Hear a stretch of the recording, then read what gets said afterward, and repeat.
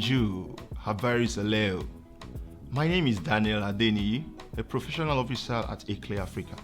My name is Sanitation, an intern at ICLEI Africa. My name is Paul Curry, Manager of the Urban Systems Unit at ICLEI Africa. On behalf of ICLEI Africa, the African Centre for Cities, Our Future Cities and partners, I'm excited to welcome all of you to the Rise Africa 2021 Action Festival. Rise Africa has been growing as a platform of thinkers, doers and enablers, committed to inspiring action for sustainable cities. Rise Africa is about building active networks across academia, government, private sector, civil society and the arts. Our entry point is not based on articulating problems followed by proposing solutions, but rather on celebrating our cities as places of innovation and culture, while asking, what more can we do to make them sustainable, inclusive and vibrant? This festival is hosting 46 sessions from across 16 countries in Africa and the world. Every session aims to share new ideas, showcase ongoing actions, and launch new initiatives by bringing participants together to chart a new route forward. We hope that the festival program will inspire you to commit to one or more specific actions that you or your organization will take on. As this session closes, you will be redirected to a survey in which you can articulate these actions. We will follow up on these committed actions throughout the year and offer resources, connections, and support. In this way, we are testing the idea that events can galvanize actions, and we hope that you will join us in this effort. Beyond the session, there are many ways to take part in the festival. Register for further sessions. Vote for your favorites in the photo competition. Watch a variety of inspiring video provocations. Test your knowledge of African cities from our daily quiz. And listen and dance to the Rise Africa 2021 playlist. We hope that you will make all the attempts to reach out to new people and build long-lasting connections. Before we begin, it is important to note that this session is being recorded, and that by participating, you are consenting to be recorded. All the recordings will be available on the program page after the festival. And may I say that creative expression is vital for creating new futures for our cities. So we invite you to enter this session in the spirit of creativity and dreaming. Thank you very much.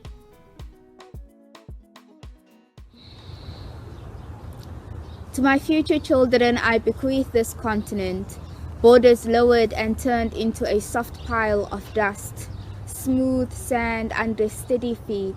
Your birthright is a country of flowers, a city that holds you even with your complicated lineage, the way this city has held my heart, held its arms out for all of the lost people who found solace in it. Your heirloom is this land and all its wormholes, portals hidden in plain sight between city skyscrapers, where people from here resemble people from far away places, and differences are muted while life happens. I reimagine you a country that does not cage its doves, a bequest of waters that pool precious histories, mountains that stand guard to protect against the unknown, a nation who preserves compassion over everything else, a mouth that can home many languages, and a spirit that rises above its fears.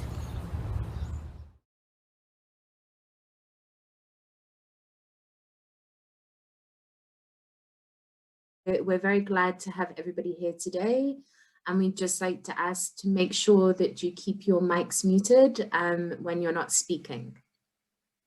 So to look at the agenda, we'll be starting with a couple of housekeeping things for the meeting, and then we'll have the opening address from Dr. Valerie Naidu, the Executive Manager for Business Development and Innovation from the Water Research Commission. Then we'll have our opening panel, followed by an innovators panel and closing remarks from the Water Research Commission, who are co-convening this session along with ICLEI Africa.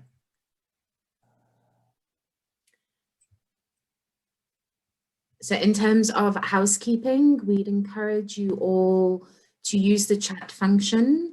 Please feel free to introduce yourself in the chat, who you are, where you come from. we'd invite you to turn your cameras on so that we can see everybody as we're moving through the agenda.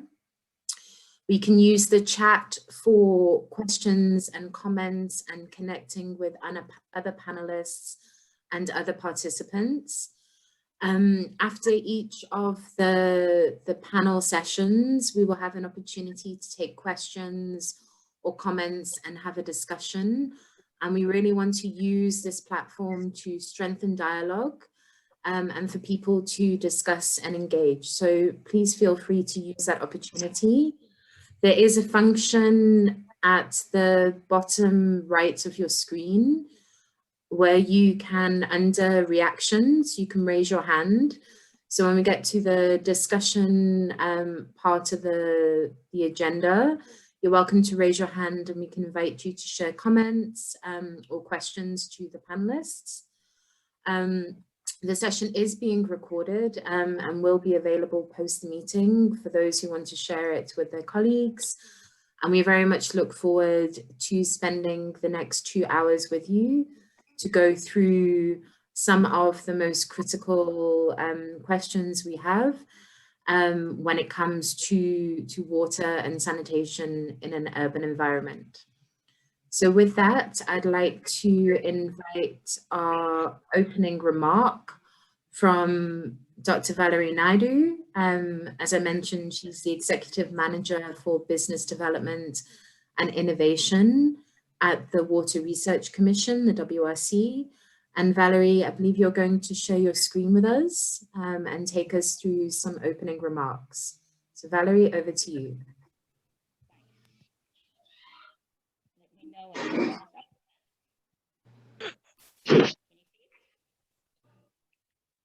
Can you see it?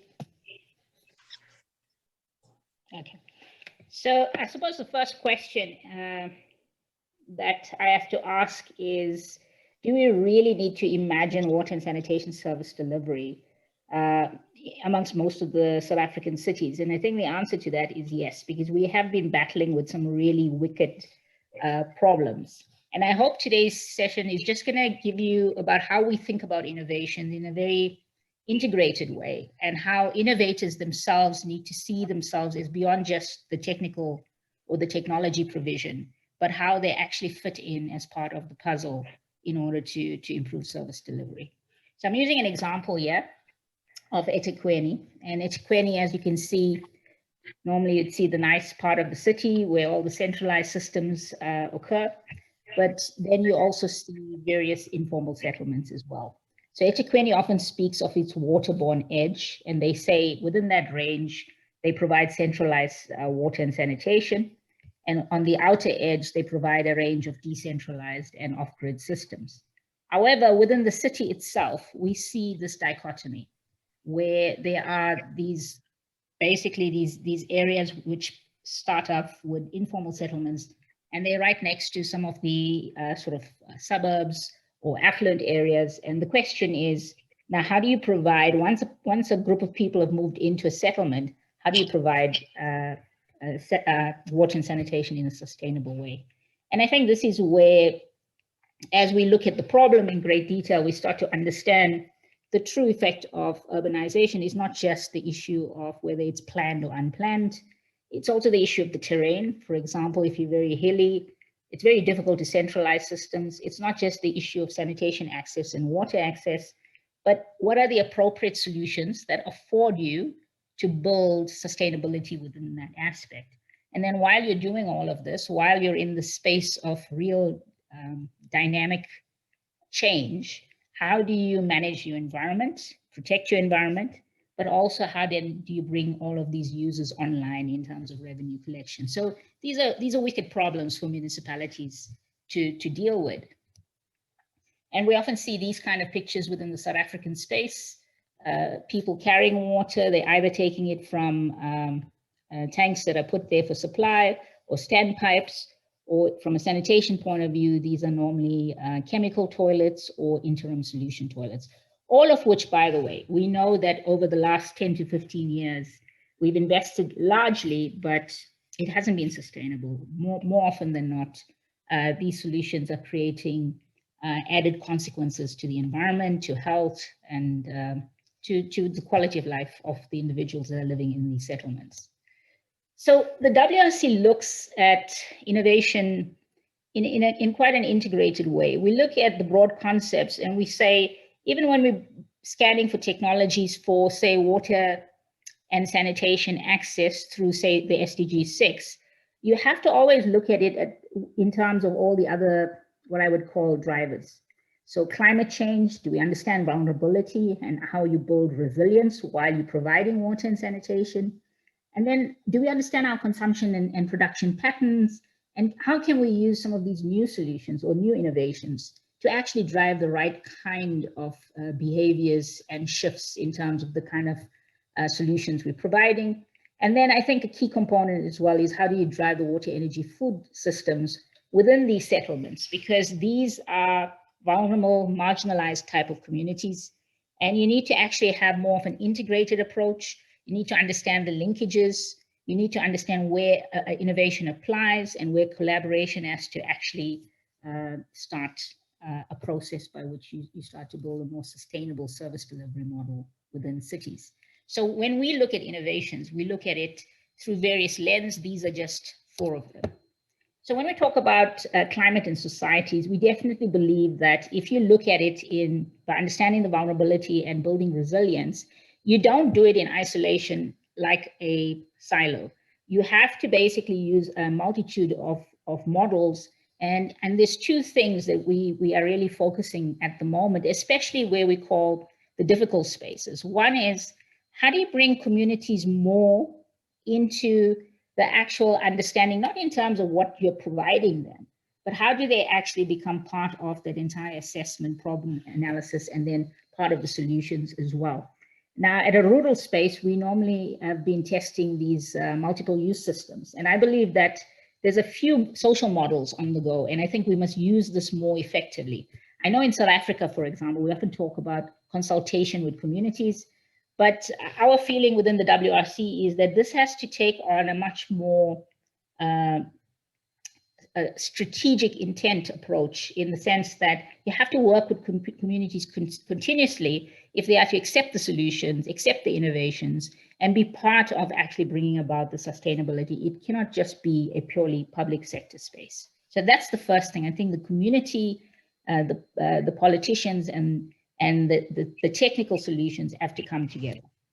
Then the next one that I think it's important for us to understand is, as science and innovation, we constantly bring innovations to the marketplace. And the big question is, why isn't it taken up as readily? And we have to always ask ourselves, where do we play in the space? So typically in a science and innovation space, we would develop technologies and we'd expect all the other aspects to take hold. In other words, we'd expect government to provide the policy and the market development and access opportunities. We'd expect business to come in with the investment. We'd expect the various entities to be involved around training and capacity building. But what we see with innovations is all of this is not occurring in tandem, and therefore it needs to change. So basically, if you look at the circular economy, I'm just going to give you an example here around the sanitation space and how we're thinking about production, consumption, and inclusivity in this space. You have a range of technologies. I'm not going to discuss it with you, but as you can see, there's a huge amount to scan in the environment. But the question is, how do you bring it into the environment and make it more sustainable? How do you bring about resource recovery, understand the types of technologies, and then understand the business models that one can use in order to make it part of the solution for those communities? And the next space, of course, to explore is, how do you bring digital applications into these settlements? How can we manage data better, understand customer needs better? And here we're thinking in the sanitation space around what we call the smart sanitation solutions, because here we're talking about how do we engage more with the customers? How do we engage more with these settlements in order to bring them better solutions? And then the WRC has gone a step further and started to ask, are we applying the right kind of business models when we interact with these settlements? Are we actually just trying to do the same thing, but basically insanely approaching the same things in the same way, but actually we're getting no sustainability in it? So here we're actually having a discussion with cities, with national departments and basically asking the question, what are some of the models? How do we bring in private sector, not privatization, but private sector to provide some of these services, these approaches that actually supports you as the public sector in order to deliver better, to deliver faster, and basically also to basically test some of these innovations in the marketplace. So yeah, I'm only giving you an example of one, but the idea is that we're starting to get resonance in terms of how can we test this, the willingness to pay, the willingness to use different models, etc., with the sector. Here, for example, we did a social franchising model where we used it for schools to do operations and maintenance. And that's because operations and maintenance was failing across schools. And this is what I speak about, bringing a vibrancy and inclusivity into the kind of innovative models that we use for cities, that you don't always have to have the technical expert now running a contract, which is basically going to provide the service from the municipal support. The municipality can create the budgets, but then roll it out so that the money actually gets paid to these very small businesses to provide some of this operations and maintenance services. So there are different ways in which we can do it in South Africa, and we're testing these various models. As I said, from a water, energy, food, you may ask the question, well, what does this have to do with water and sanitation service? Well, communities in many ways are not paying for their water and sanitation is because they're migrating into cities, they're looking for work, but they're still living at a very low level in terms of livelihoods. And if, for example, they have kids and they're sending them to school, their nutrition is poor, their health is poor. And so these settlements or these communities in these settlements actually don't have the ability to rise out of that poverty. And so it's important when we think about water and sanitation provision, we think about it holistically for a settlement. And in this regard, for example, the WRC has a range of what I call very low-end kind of innovations where we bring knowledge to the people, they can start gardens, but we never ever lose fact of the fact that you have innovations, drones, you can look at data and how to give information to communities more effectively. You can basically say to communities, you don't need large amounts of land if you use hydroponics to grow food. And I think this can be something where the public sector and communities can get together and provide more vibrant communities as they regenerate themselves. And then even for satellites and data, we can provide information now a lot more available through the phone and communicate and connect in terms of some of these innovations with the public. And as we grow these communities and settlements, we actually grow a more vibrant city. So I think my final point here is to say that it doesn't matter what innovation you're putting on the ground, you must understand the socio-political and the technical solutions that you're putting. You basically have to reimagine spaces that are difficult to roll out infrastructure in. And the same way that we think about cities, when we think about a city center that is dying, sometimes we use the term, let's regenerate. When I look at these informal settlements, I think those are projects on its own. And we must look at it not in terms of providing basic services, but through innovations and through some of these innovative concepts, how do we actually regenerate these settlements? So I hope that some of the innovators have got some interesting solutions for us and understand that their solutions alone is not the solution, but that they need to integrate and collaborate in order to provide sustainable solutions going forward. Thanks, Taryn. Thanks, Valerie. And thank you so much for framing our discussions and highlighting that truly collaboration is key in terms of moving forward. Really, if we want to address these, as you say, wicked challenges, sorry, ICLEI has been doing a lot of work on unplanned settlements in urban areas, but looking at working with informality. And I think this is, a new concept that's been emerging over recent years, is not to actually try and fix everything and make it a standard, but to actually look at that informality and how we can better work with it. And the other shift we're seeing, which really resonated with me from your presentation, is resilience is key for water and sanitation. And, we're really seeing this shift from discussing water and nature, water and climate, this need to be more holistic and to actually look at urban water and sanitation resilience. So not just through the lens of resilience, but as the core component of what we're doing. And for that, I really think, innovation is key. So we hope you'll be able to stay with us for a bit more of the discussions.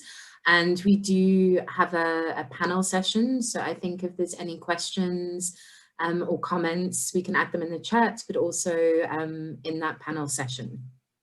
So thank you so much. Thank you.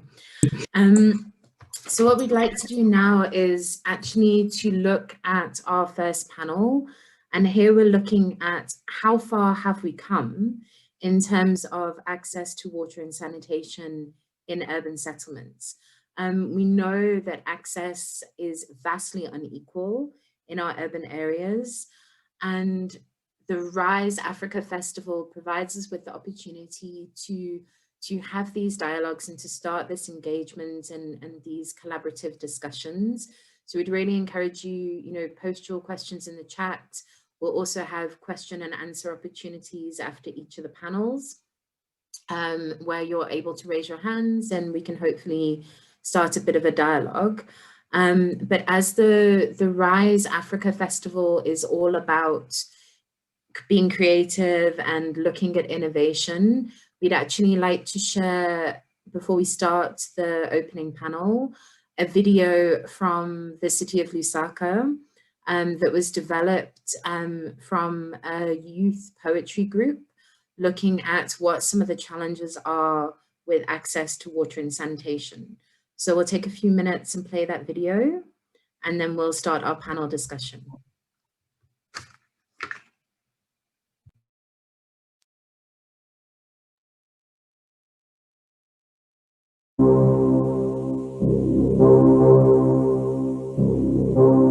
Water, sanitation, and hygiene are critical for social, economic, food security, and the health environment, which are vital to reduce the global burden. Our lives are not as it seems. No sanitation making schemes.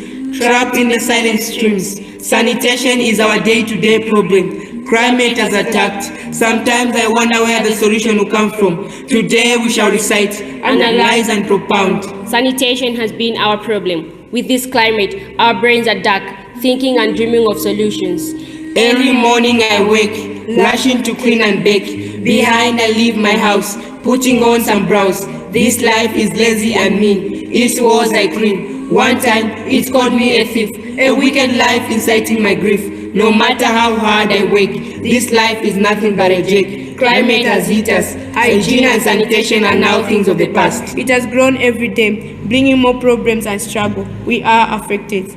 Our lives are not as it seems. No sanitation making schemes. Trapped in the silent streams. Sanitation is our day-to-day problem. Climate has attacked. Sometimes I wonder where the solution will come from. Today we shall recite, analyze, and propound.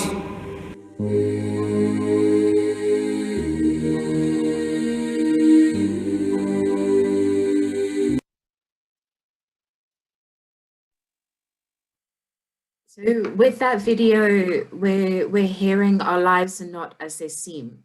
Again, talking about the inequality in terms of access in the urban environments, and then the call for where will these solutions come from. And that's some of the discussions that we would like to have today. So we're going to start off with our opening panel. So if I can ask Awalia Funka from Lusaka City Council and Kevin Mutia from ICLEI Africa, if you can turn on your videos so that we can see you. So I can see Kevin and I can see Awalia loading now. So welcome to both of you to this session. And what we'd really like to start to discuss is from your perspective, and I think as you start, if you introduce yourself to the participants here. But the first thing we were looking at is, are we discussing this challenge of access in urban environments and this inequality? Are we discussing that enough? And are we starting to bridge the gap between those who have access and those who don't? So Awalia, if I can start with you, and if you'd like to open by just introducing yourself, who you are, where you come from, and then, give us some thoughts on, are we bridging this gap between access? Okay, good afternoon, everyone. My name is Awalia Funka from Lusaka City Council, and I'm a community engagement coordinator and also a senior community development officer there. I've been working with informal settlement since 2016. And the case of George, or the video that has been shared, we have a huge challenge as a city when it comes to provision of water and sanitation. And the inequalities are there because Lusaka, when you look at the whole city as Lusaka, 70% are residing in informal settlements, which George is part of, and they have no basic services. They don't have enough water, they don't have enough sanitation. So the gap is still there, but we're making strides as a city or a local authority. And we're making these strides through the being part of the Lusaka Water Security Initiative, where we've partnered with different organizations because we realized that we could not achieve this or bridge this gap on our own as a local authority. So this platform has allowed the local authority to plan with the communities themselves and other stakeholders in order to provide some of these basic services in the case of George. And under the Water Security Initiative, we recently sank a borehole in George compound that will service a number of households. I'm not sure how many households, but it's quite a number of, or a big part of George that will have access to that water. And also when it comes to toilets, we have a program with Lusaka Water and Storage, where we are building toilets that protect the groundwater pollution, just to safeguard the lives of these people within the community. So the gap is still there, but we're making some strides under this Lucid Platform or umbrella as the local authority. So we have a lot to do, yeah. Thanks, Awalia. And I think that that's critical. And I think Valerie also mentioned that in her opening, the need to plan with communities. Yes. And if we're going to bridge that gap, we have to actually bring communities in and to ensure that they are working hand in hand.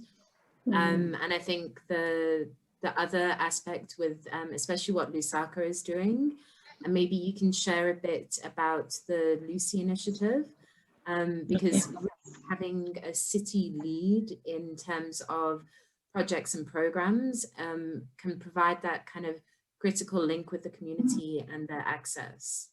Yeah, so the Lucid Platform has about 30 partners, and these are a composition of the local authorities, the private sector, the public sector, the international institutions or funders, and we also have the civil society organizations part of this platform.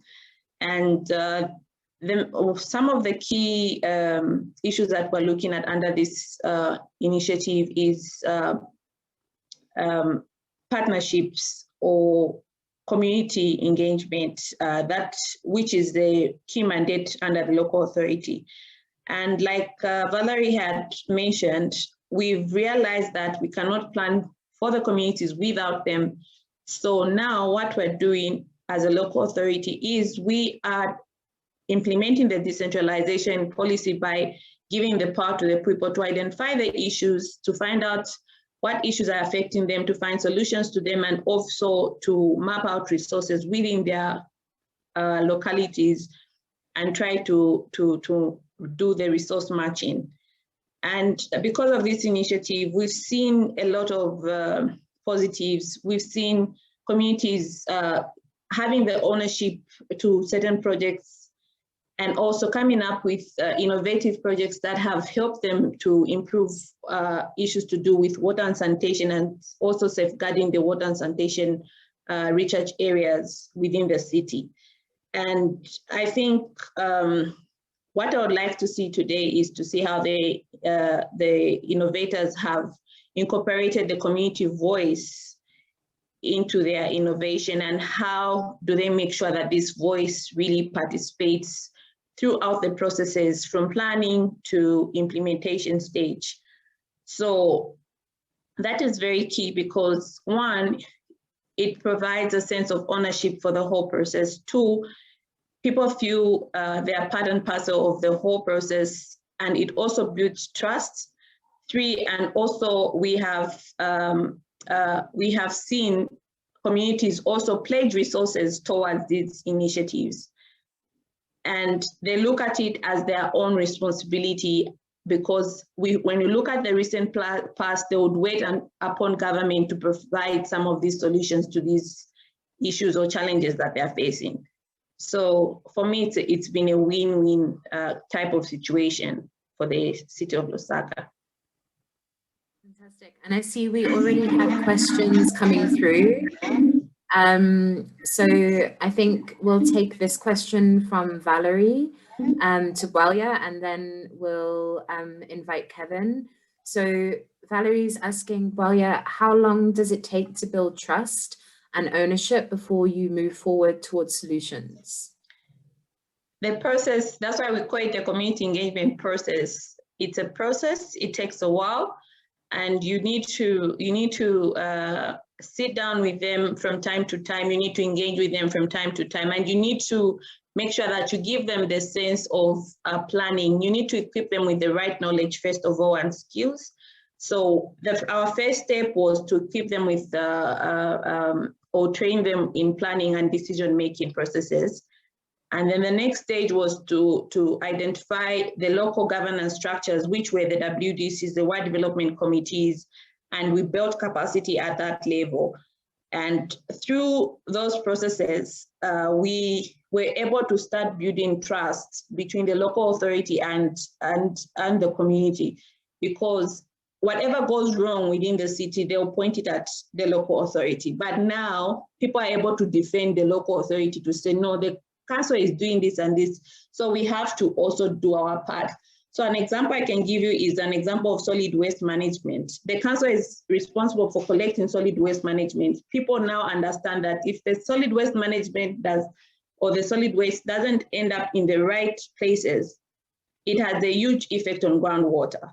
So they've become like our gatekeepers in these communities to make sure that everyone is subscribing, and we've become partners, in short. But when we started, people looked at it like it was a threat on the local authority because of the approach that we used. And the approach that we've been using is called the human rights-based approach. So this approach creates a sense of trust. It builds capacity for both the local authority and the communities. And it also provides a platform for planning and decision-making for both parties. But it's a process.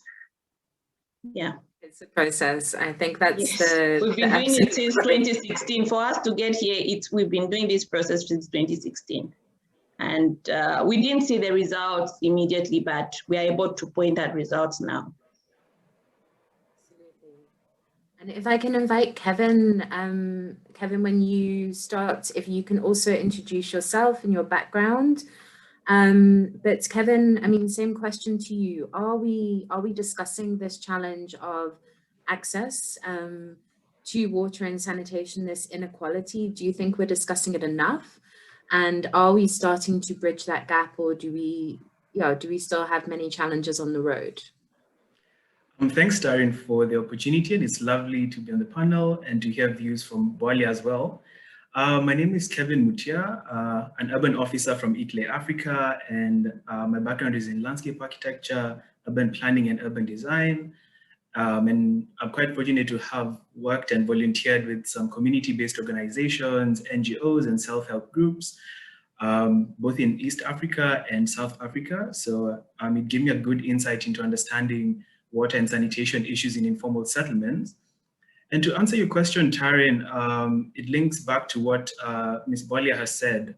I guess with rising urban populations and this is the rapid population growth, we're finding that inequality is still on the increase. And that means that access to resources such as water is quite limited still. The process of who is doing what, I think, is a very important question. Are we doing enough? Because that sits in very many actors.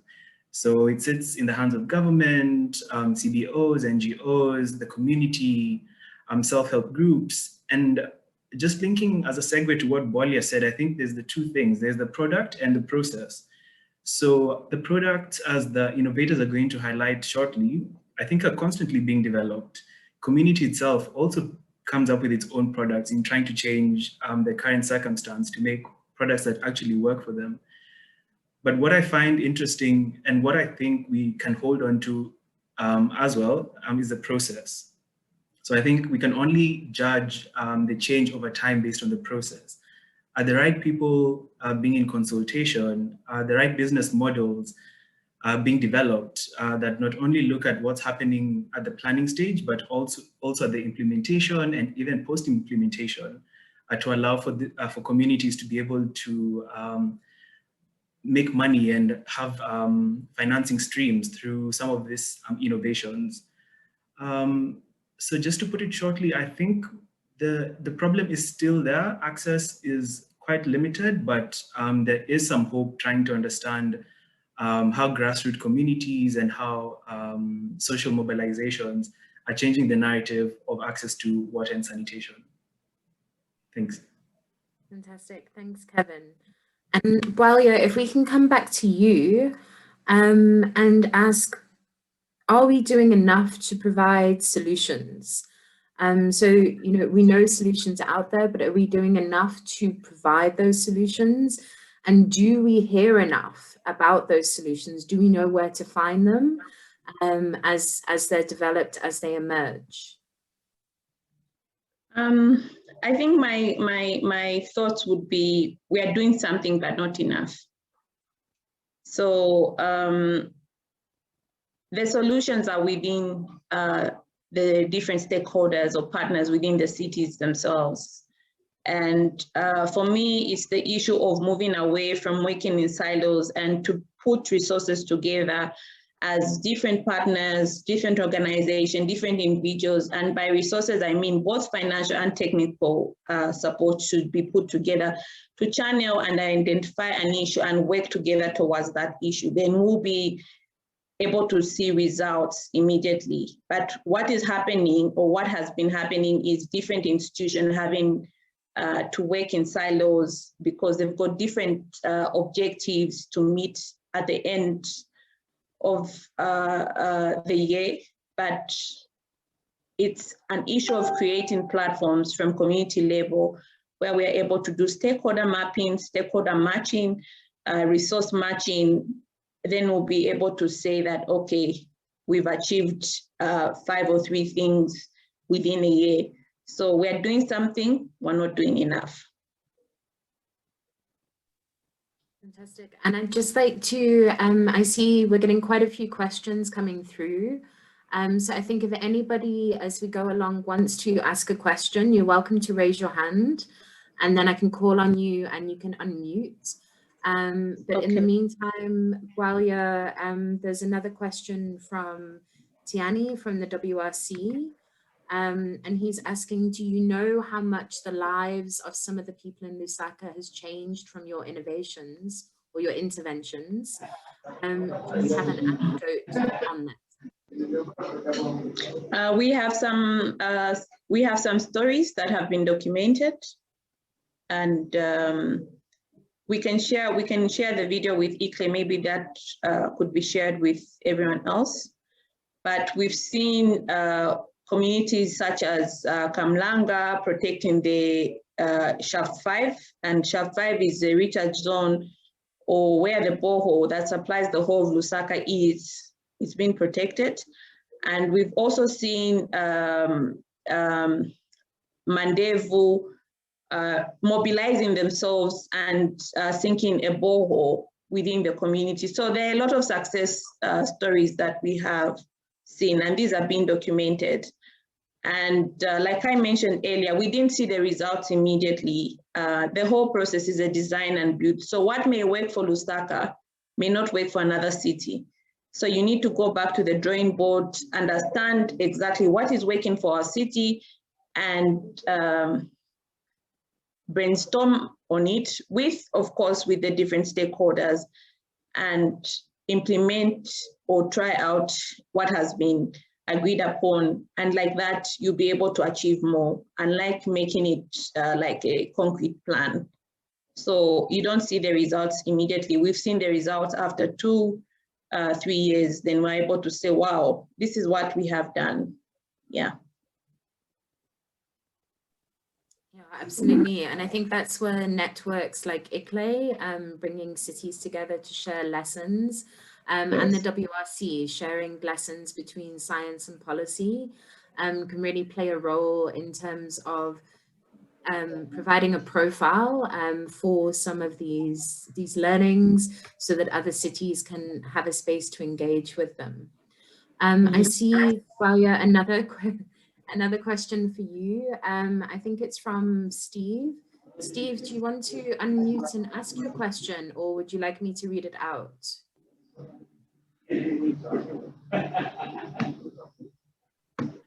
Thank you, Taryn. Thank you, Biola. Quite an interesting presentation you are making that involves community. One would be interested to know. Oh, sorry. Thank you. One would be interested to know the level of community engagement in actually coming up with innovative ideas, so that at the end of the day, it's not like the ideas are coming from you, the technocrats, and feeding them to the community, so that there is the question of ownership is clarified right from inception. Thank you.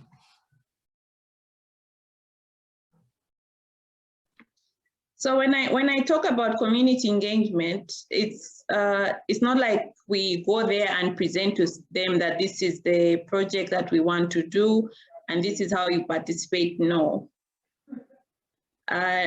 What we've learned is that even within Lusaka, there are different dynamics within different communities. So what we do is we just equip them with the necessary knowledge, such as planning, monitoring and evaluation, and also resource mobilization. And after that is done, they identify the issues themselves and they build projects from them. So the technocrat is just there to facilitate or listen to what the communities want. Unlike what we used to do, where we would sit down at Lusaka City Council and start drafting plans for Kamnanga. So the whole planning process, the whole drafting of the proposals or the problem identification is done at community level by the communities themselves. So if you went to Kamnanga today and asked them, what are your priorities, they should be able to answer you, not tell you to go to the council and find out what the priorities are. So that's the process or the approach that we've taken. And that's what makes this whole process unique and gives the sense of ownership at community level. Yeah. If I could also come in here to just chime in that, in my experience, I've noticed you have different types of projects and different actors have different levels of interventions or interferences. More likely than not, more successful projects, as Awalia has said, I think, are determined by community engagement and community ownership. What's very interesting to note is the state or governments, I think, come in at different stages, and it always depends on how far the communities are willing to create structures for that. So take, for example, a project in Kibera, in Nairobi, one of the biggest slums in Kenya. You have biocenters, which are more so buildings that have been created to harness biogas. And in terms of policy documentation, I think there's little policy to support some of this innovation. So a lot of the expertise takes place from the ground and from the ground up with very limited engagement with the governments, but it should be encouraged. And you find situations in some water and sanitation projects in informal settlements in South Africa, whereby a community raises its opinions and its challenges and problems, shares it with the government, and there's a partnership where the government meets the community halfway. So I think in terms of how the actors work, it definitely depends on the relationship and how far different parties, I think, understand each other's mandates. Yeah. Thanks. So Kevin, on that, and reflecting back on the video that we saw from Lusaka asking the question, where will these solutions come from? Do you think that we see enough of these solutions? Do you think that cities have access to knowledge about these emerging solutions, or enough knowledge, enough engagement? And how do you think we can do better in terms of profiling some of these solutions? And this is a question we'll also ask in our second panel, but just from your experience and your engagement, what are your thoughts? Thanks, Darian. That's a lovely question. I think access to data, as Valerie mentioned in her opening presentation, is quite important, because a lot of times in informal settlements and with the lack of reblocking of informal settlements, you find that access to data and collection of the data actually is quite limited. Hence, even for planning purposes, you end up working with very inaccurate data. So I think there is a large gap in terms of getting data from communities and from informal settlements, accurate data and timely data. And just echoing what Steve also mentioned, community is very vital in this process, because communities understand the makeup and the structure of the settlements. Therefore, working with community to be able to gather accurate and timely data, I think, is the first step in trying to understand where we are sitting at currently. And then in terms of the solutions are there. Support to ensuring that the solutions are viable and are scalable, I think, is what we need to talk about. Communities have developed ideas whereby you have a self-sufficient or self-sustaining closed system where you generate waste and you use your waste inside your plot. But the scalability of this sort of solutions on a larger scale, on a more urban scale, I think, is actually quite lacking and need a lot of support. Thanks.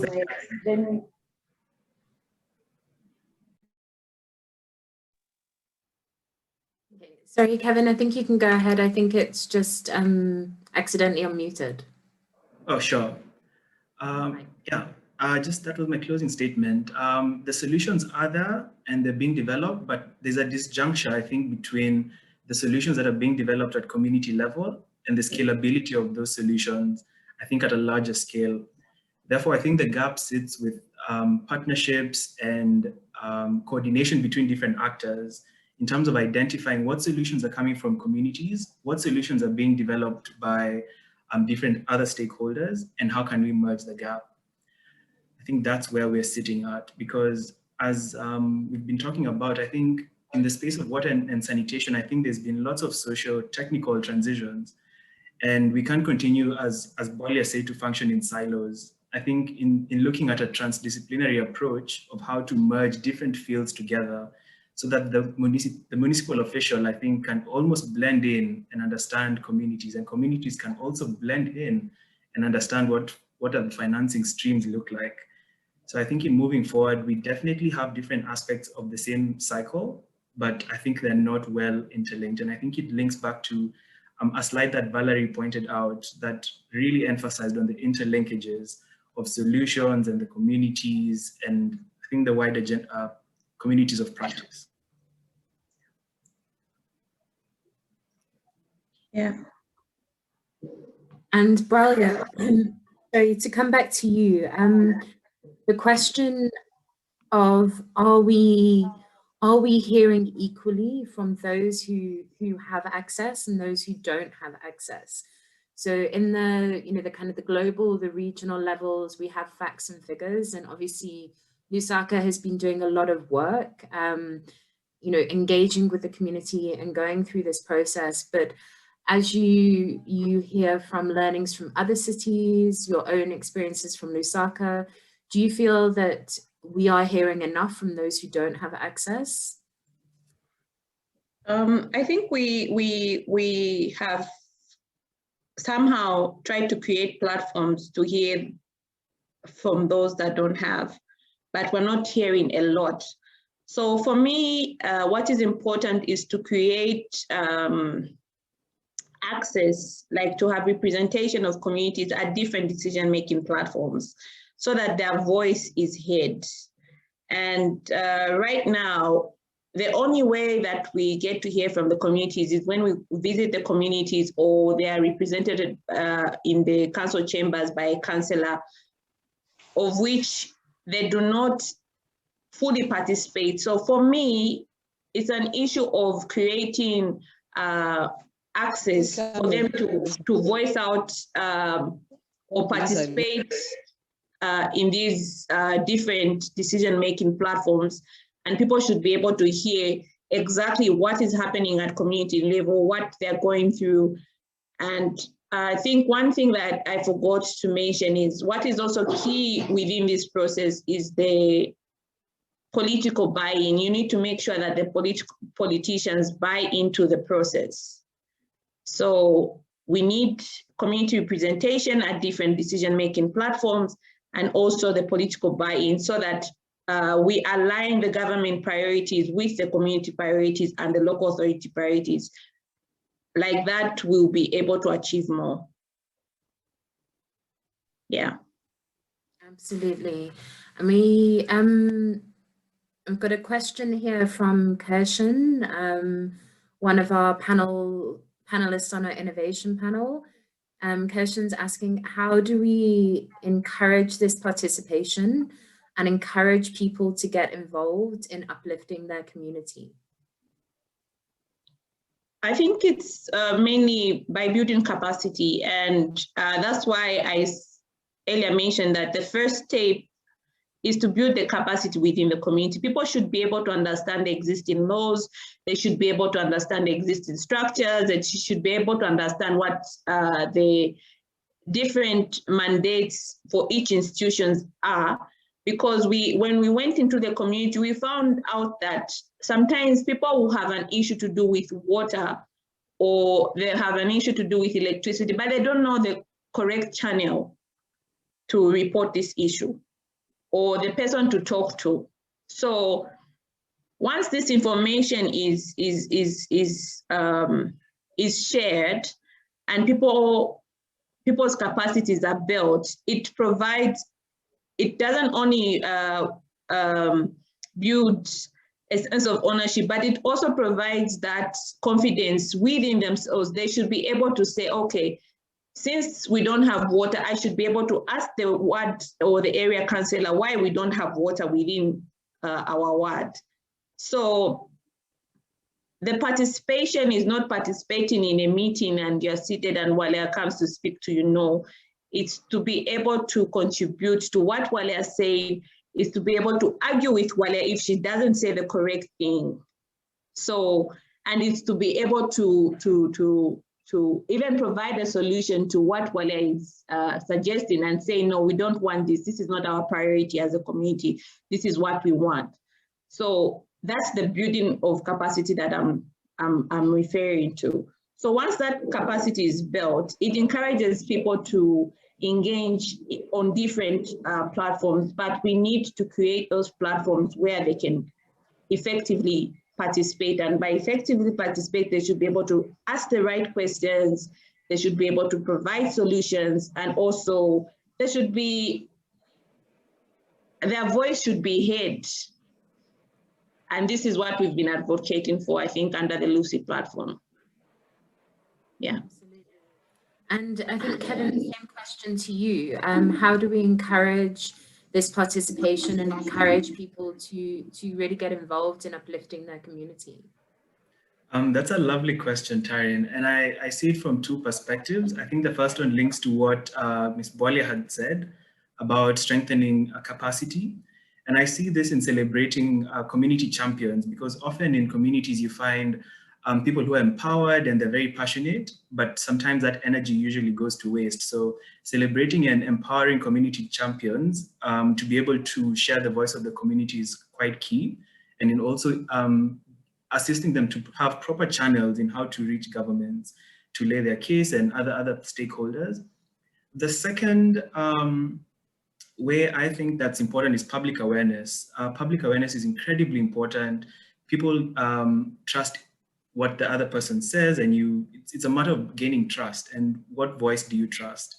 So I think good strategies in public awareness are very important, and trying to ensure that there's innovations in that space as well. So community podcasts and community radio shows, I think are quite important, using live dramas and road shows, just trying to make sensitization of information quite fun and interesting to listen to. Because people you trust very different information, and how it's portrayed to encourage you to see the bigger picture and to see how you can be a game changer in your own community, I think is a way to get people involved from the community level. Absolutely. I think that's a very nice way of putting it, a game changer. I think that's what we need to start to bridge the gap.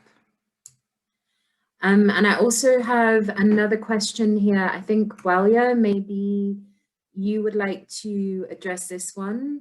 It says, how do we deal with the problem of vandalism in informal settlements, as this is a major problem? Is this something perhaps you've experienced in Lusaka? Do you have any thoughts on this? I think before we started the community engagement process, we had a lot of vandalism.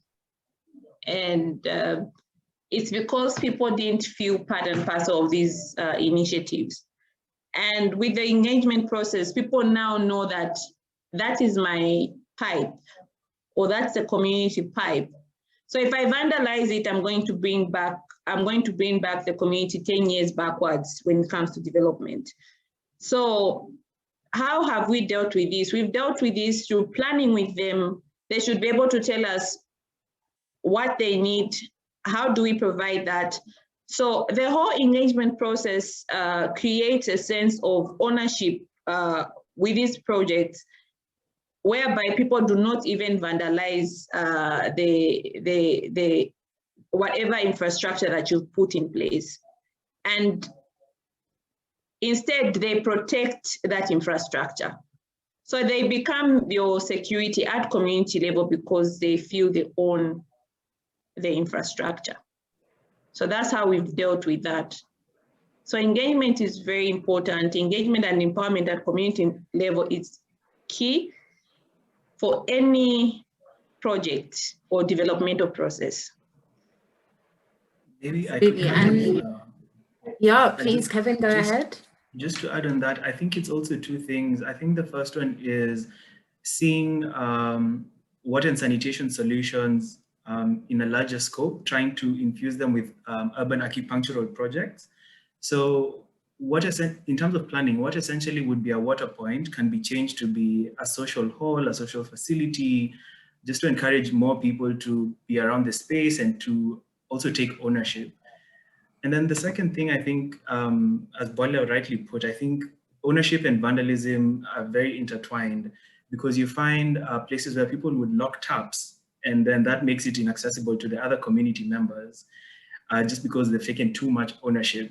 So I think from what I've seen, I think is trying to understand community dynamics, because precarity and vulnerability are things that sometimes are outside of our control. But I think going back to the drawing board, I think it's having very critical questions about standards and norms, because if we keep on putting the same sort of equipment like steel faucets that have a very lucrative in the market, then it's not being critical about what people are actually using. So I think we have to always go back to the drawing board and question out the norms and standards that we use for water and sanitation, and see if there's something more sustainable that's locally found, which can always be replaceable. Thanks. Absolutely, and there comes our link with innovation at the local level. So innovation doesn't have to come from another country, it can come from our own community. And I think that's a critical point to consider. We have 2 more questions, and then I'm afraid we're going to have to move on to the next panel.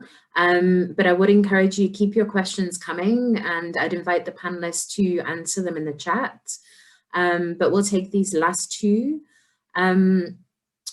So this one, I think maybe Awalia, if you want to address it first, and then Kevin, if you have any additional comments. So did you face any challenges while scaling up sanitation solutions in illegal or undocumented informal settlements? And if so, how did you go about it? So did you face any challenges while scaling up sanitation solutions in informal settlements? And if so, how did you go about it? Yeah, so with all the success stories that I've mentioned, or with all the good things that I've mentioned about the community engagement, it also comes with certain challenges. And some of the challenges are related to people behavior change. So sometimes we had proposed that maybe when it comes to sanitation, we have communal toilets, and this became like, no, we cannot have that in our communities. And people opted to pay for their own toilets, like per household. So the main challenge that we have is behavior change. And this is a process to change the mindset of a fully grown person.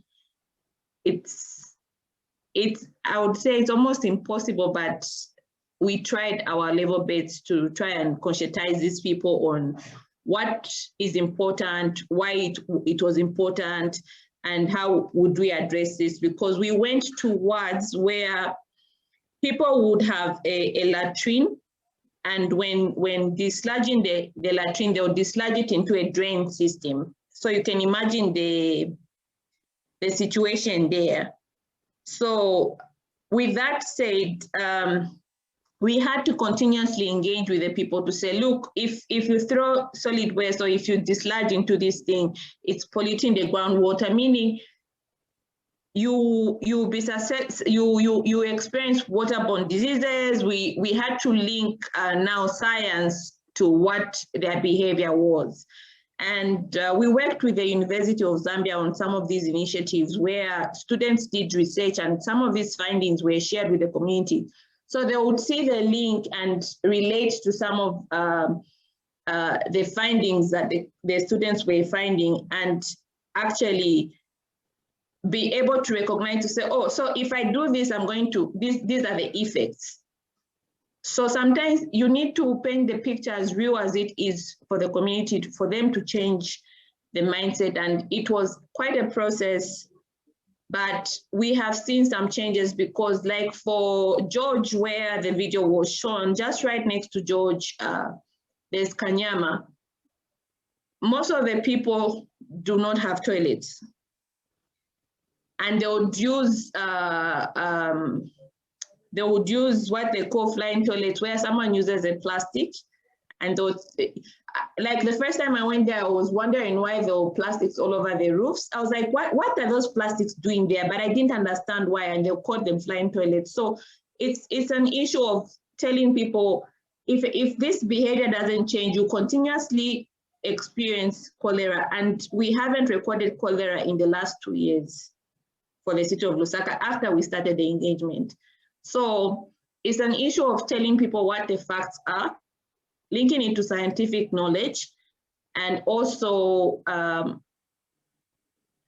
giving them the real picture so that they're able to know that if this behavior, these are the side effects. So sometimes it's important to also work with academic institutions so that the science helps you explain some of these issues. Yeah. So those are some of the challenges we had. Absolutely. I think working with the science community is key. Yes. So we've got a number of questions popping up in the chat, but we do need to also move on to the second panel. So I think I'm going to end, Kevin. If you could just share some thoughts on working with informality and from your experience, challenges on scaling solutions. And then we'll close this panel, and I would just invite Awalia and Kevin, if you can answer some of the questions in the chat. And then we also obviously have the second panel where we can also continue to engage. So Kevin, from your side, just some thoughts working with informality and challenges and even opportunities on scaling solutions.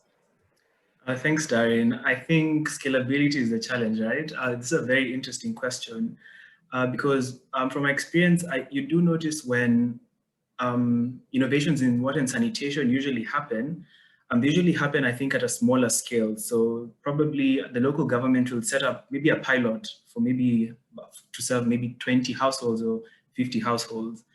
Oftentimes, over time, it's not easy to check the failure or success rate of some of these innovations because literally of the population pressure. So it doesn't give you a good indication if some of these innovations have been successful or not. And then there's also other external pressures that you can't control, like being set up very close to environmentally hazardous areas, and you have risks like floods, which end up affecting the water table and the sanitation system. So often it's very difficult to measure success in terms of that. I think it's a very tricky one, scalability, because often there's a lot of external pressures, I think, that affect this innovation, and it's quite difficult to understand if there's a success or not. Thanks. Thanks, Kevin. And yes, absolutely. Thank you for those insights. So Awalia and Kevin, I'd like to thank you both very much. I'd invite you to stay with us for the session and to also share your thoughts when we move on to our second panel. So thank you very much. And please do answer some of the questions. I see questions from Valerie, from Neo, and other delegates. If you can please keep answering them in the chat as we go through. That would be great. So Kevin and Awalia, thank you very much. I'm now going to hand over to my colleague from the Water Research Commission, Tiani Choke. Tiani is going to take us through our innovation panel. So we can't talk about access without talking about solutions and innovation. So Tiani, I'd like to hand over to you and you can take us through the next section of the program. Thank you. Thank you, Chair, and thank you, colleagues. Thank you for everyone for attending this session. Wow, I enjoyed the poetry and I enjoyed the questions that were posed. The session this is quite an important conversation on how to improve the lives of people's in our communities, informal settlements and formal settlements. So thank you very much, colleagues. In this session, we'll be looking at some of those innovations. We'll be looking at some of those technologies that can assist in mitigating those challenges. But before we go to the video play of those solutions, I'd like to introduce the innovators themselves. And I'd like to request that each innovator, perhaps within less than a minute, just give a small, but not even a background per se, but just introduce yourself, your name, your surname, your business, or what area that you're working at, and then we'll play the videos. So first, I'd like to call on Mr. Rorimpete, who is coming from the Africa. Good day, everyone. I'm Rory from Luafrique.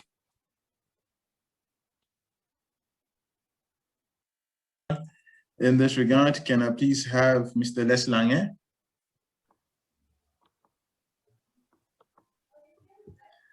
Good afternoon, everybody. My name is Les Lange from Zambezi Sanitation, and we'll be introducing to you our Zambezi gutter. Thanks, Les. Mr. Sabelo from ICLEI, please. Good day, everyone. My name is Sabelo Domo from ICLEI, but actually the company now is Arumlu.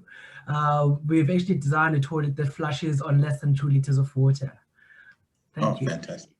Thanks. And the last presenter, Mr. Kashin Naidu. Hi everyone, my name is Kafi Naidu. I'm a mechanical engineer at EDC Tanks, and I'll introduce our rainwater harvesting system. Thank you, Karshan. Vanessa, can you please, in this respect, play the solution videos, and then we'll go on to take some other questions thereafter.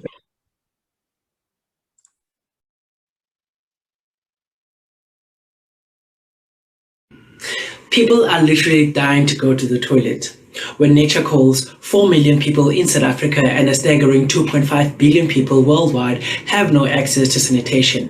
When nature calls, millions of others share communal toilets. When nature called on the 11th of March 2016, 19-year-old Sinopolo Mafevuga was found dead in a communal toilet, having just left her home to use the toilet. Alongside these horrifying situations, our world is in the crisis of water scarcity. Cape Town experienced severe water drought in 2018 with a population growth and increased water scarcity. Many cities worldwide face the prospect of severe water shortages and need a fresh approach to water management. Water is critical for life, for drinking, basic sanitation, and hygiene practices. With the recent COVID-19 pandemic, a key government response has been to secure sufficient water for hand washing. Meanwhile, 30 to 50% of a household's potable water consumption is used to flush the toilet. So the question is, when nature calls, can we afford to flush? The Arimlu flushes on less than 2 liters of water compared to 6 or 9 liters of a conventional toilet. This beautiful Arim Lily has inspired both the vortex flush and also the aesthetic form of the toilet, while the novel design of the water cell further enhances the flush performance. We believe that this is the greenest low flush toilet on the market with elegant styling. The Arimlu is the perfect water saving accessory for your bathroom, enabling you to flush with peace of mind and flush with confidence. Arimlu was established in 2016 with a vision of enabling equal access to water efficient sanitation for all. Looking to nature, we have developed several water-saving solutions, improving the way we flush, treat, and also reuse water in order to build thriving water-resilient neighborhoods. The team at Arimlu consists of Debbie Harris, who is our Managing Director, Johnny Harris, who is our Product Designer, Sabelo Domo, who is in Sales and Marketing, and also Warren Tanner, who is our Designer. Thank you very much.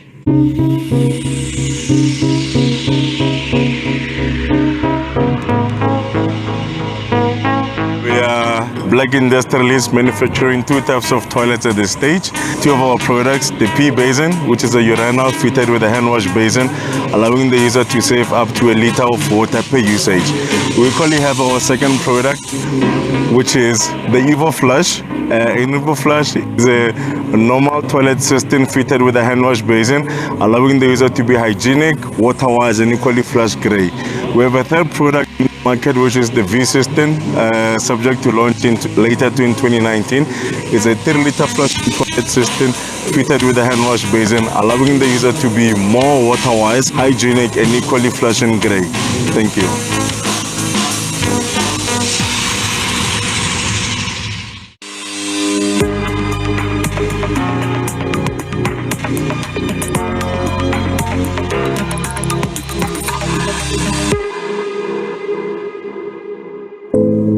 The technology that we have is that we've tried to incorporate grey water usage in everyday living. Equally save water in everyday living, every flush that is used in the bathroom facility. At Lua Freak, we currently produce and manufacture 3 of our products. One is the Evo Flush. It's a 4 to 6 liter flushing toilet that allows the user to sit down, flush. As they flush, fresh water comes on top onto a basin form, allowing the user to wash their hands. At the same time, that water fills up the system, which converts that normal system into a grey water flushing system. The second product that we have is what we call the V system. The V system is a V-shaped system that flushes only with 3 liters of water, fitted with a basin on top, allowing the user to flush, wash their hands, and equally be grey water saving. The third unit, we try to accommodate men in this element. whereby we have what we call the P basin. It's a urinal fitted with a basin element on top, allowing the user to urinate. As they flush, fresh water comes on top, washing their hands with that same water. Now they wash off the urine.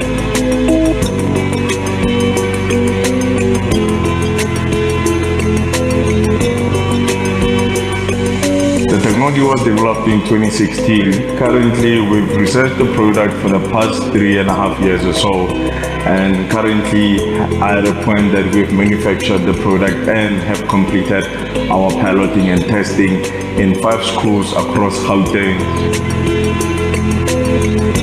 Upon this assessment, we see that our product is a valid product and equally saves water, improves hygiene, and changes the mindset and the mentality of the user, whereby we found that in the school area, ceramic toilets are being vandalized all the time. They break, and as they break, it requires for the school to buy more new system countless times. With our solution, we manufacture in plastic that makes it a robust material that is flexible and memory foam. We use LDPE, and in this way, the school invests once, and this will prolong their saving. The second saving they see in the water bill, whereby they'll be saving on the basin usage. The third saving is that for a new school, instead of constructing a bathroom facility with the toilet on one side, urinals on one side, and basins on the other side, we actually eliminate the usage, the plumbing cost, the piping cost, the taps and the fittings to include the basins, as both our urinals and the toilets come with a fitted basin.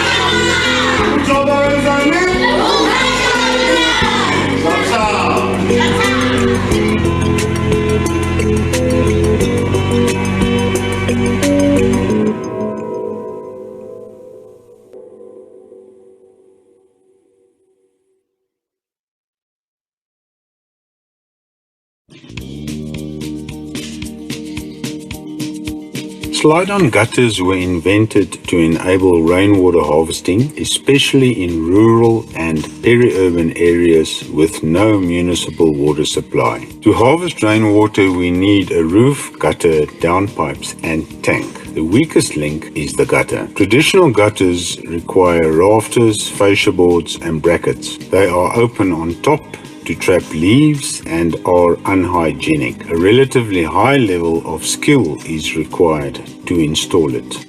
Many dwellings cannot accommodate traditional gutters, preventing the opportunity to harvest rainwater. An estimated 7 million formal and informal dwellings do not have water supply to the yard. Rainwater harvesting has huge potential to alleviate their plight. Zambezi gutters simply slide on and are secured to metal corrugated iron or IBR roofs. There are approximately 8.5 million formal dwellings and another 3.2 million informal dwellings with metal roofs. UV protected and hail resistant plastic Zambezi gutters are produced by means of extrusion. Accessories are produced by means of injection molding.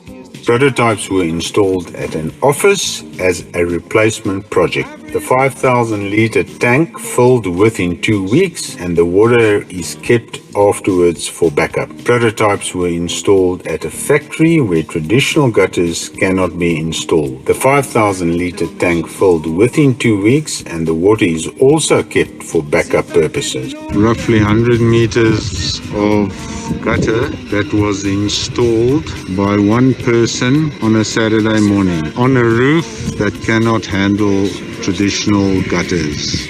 Prototypes were installed at an informal settlement. The 5,000-litre tank filled within 4 weeks and the water was used extensively for washing and irrigation. I just want to say thank you for helping us, because sometimes we don't have water and sometimes we can do gardening, the water the garden with this water. So thank you so much.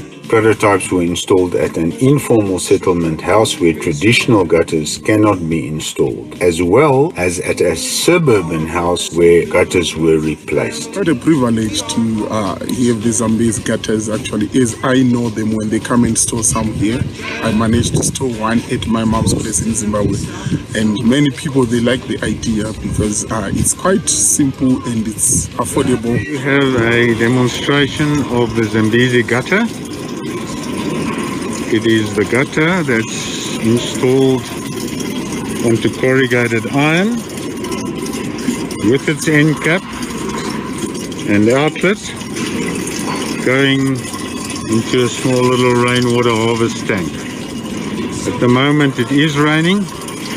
As you can see there, the water flows down the valleys of the corrugated iron into the gutter, into this compartment, and then it goes down to the tank. The water did help us. The time there was no water here at Sunspade. It did help for the toilet, washing, and then even for drinking. In conclusion, the Zambezi gutter innovation has good potential to increase rainwater harvesting, improve water service delivery, create jobs, support industrialization, combat COVID-19, grow exports, and support both the RDI and NDP.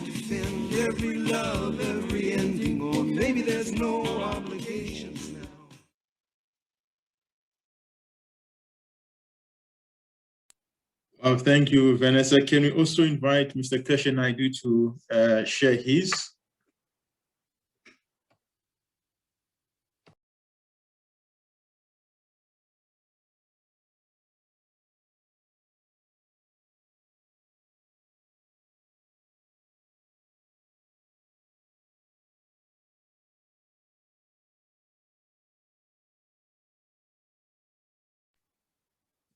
Keshe?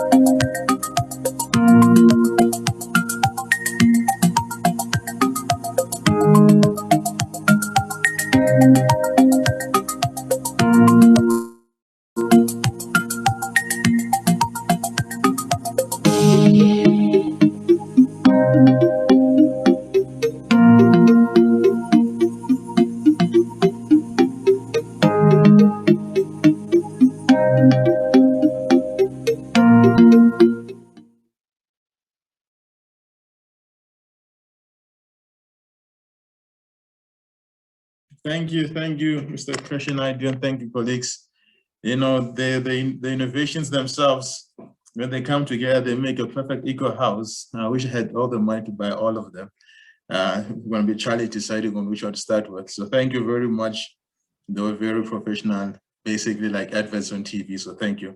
I think the first question that I'm going to ask your innovators, it's a more of a personal question, I suppose, for each innovator. And that is what inspired each of them to actually come up with the innovations that they did. What inspired them to create these innovations and bring them to life? So in this respect, I'll like to start with Mr. Rorin Pete and then go down to Mr. Kirshen Naidu and so on. Thank you. Thanks for the question, Tiani. Our inspiration to start Lua Freak, I can say, came up as an accident where we're experiencing day zero during 2016. And what I knew when we were at my grandmother's place was that we're having an issue with the basin in the bathroom. And whenever we use the toilet, we would have to go wash our hands outside. And one thing that I knew was the toilet flushes with fresh water, and we started to wash our hands inside the system. A day or two later, it came to me that if we can wash our hands inside the system the whole day, imagine how much water we'd save without using the basin. And I just thought to myself that if everyone in South Africa can do this, we would save a lot of water and not even be experiencing the potential of day zero. The idea came alive, and we thought that for this to be a viable solution, we need to create viable instruments for it. And that's where the EvoFlush toilet was birthed, to design a toilet that comes with a basin on top. We took the idea and put it onto a urinal element to say that even male or men are considered to be the worst people to be hygienic in the bathroom facility. And in this case, let's allow them to equally wash their hands, allowing the male user to pee, flush, and wash their hands at the same time. Thanks, Rory. I'd like to jump to Kirshen. Same question.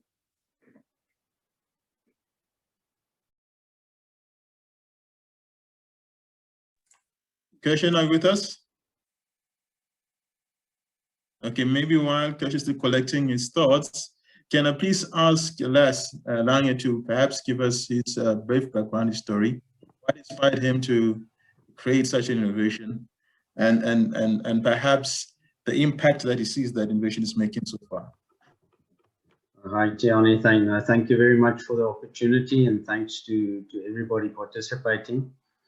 Yeah, the Zambezi gutter was inspired by trying to improve water service delivery to people who cannot have water, who does not have water.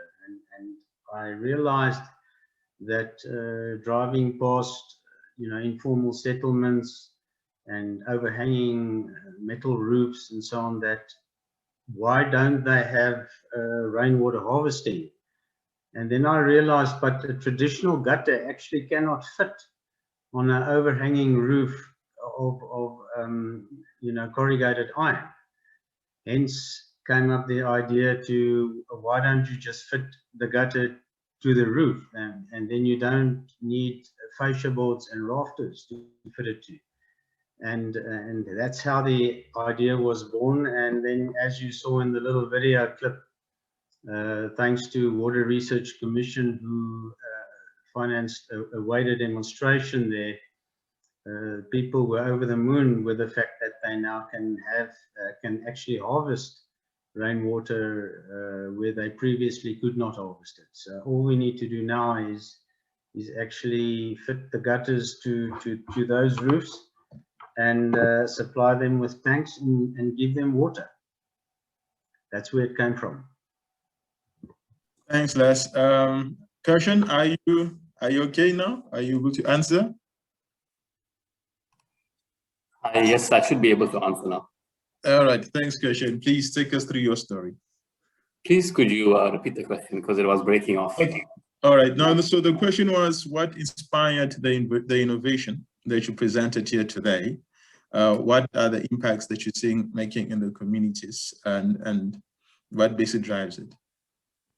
So what inspired our innovation was actually the drought in 2016, where we in Durban had water shortages, and that basically empowered our founding director to almost build his own rainwater harvesting tank that our final design is actually built on. So that actually attracted interest from other homeowners in his estate.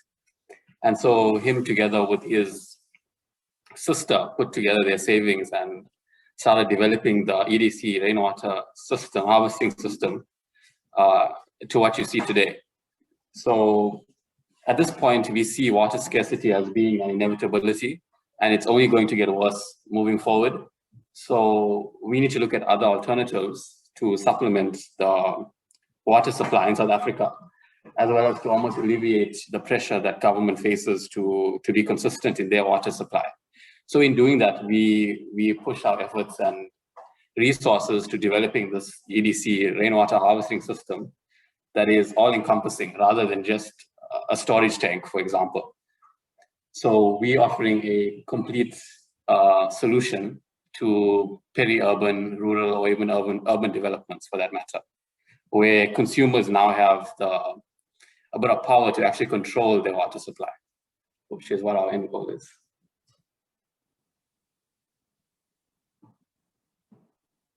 Thank you. I'll go to Sabelo. Sabelo. Great, thank you so much. So our innovation actually started with Water Research Commission's innovation program, where my colleague Johnny Harris was a part of. They started off from ICLEI, where we're actually asked to, start a more like design a toilet that can be able to flush on less water. In fact, it was mainly for like the poor flush systems. So from there, the design obviously is actually inspired by nature, which is a process called biomimicry. It's actually just mimicking nature's way of eliminating problems, and then obviously placing that to our human species, that is. So you'd find that people, as much as, like a poor flush or dry sanitation is quite acceptable, but yet, in order to inspire some form of dignity, our people are more in touch with, flushing that toilet or hearing that water go down, the toilet inspires a bit of dignity, as opposed to, just going to of VIP latrine. So that design obviously was spiked from there, to which we've also realized that when we flush water, we're using from 6 up to 9 liters of water. But obviously the Aramlu cuts that water down to a third of that. And therefore that is how we started from our side, but mainly to, you know, inspire a bit of dignity to our people, that is. Thank you, Sabelo. Indeed, water is life, sanitation is dignity. And what is quite clear from all your responses is that, you know, these solutions were born out of a challenge. They were born out of a need.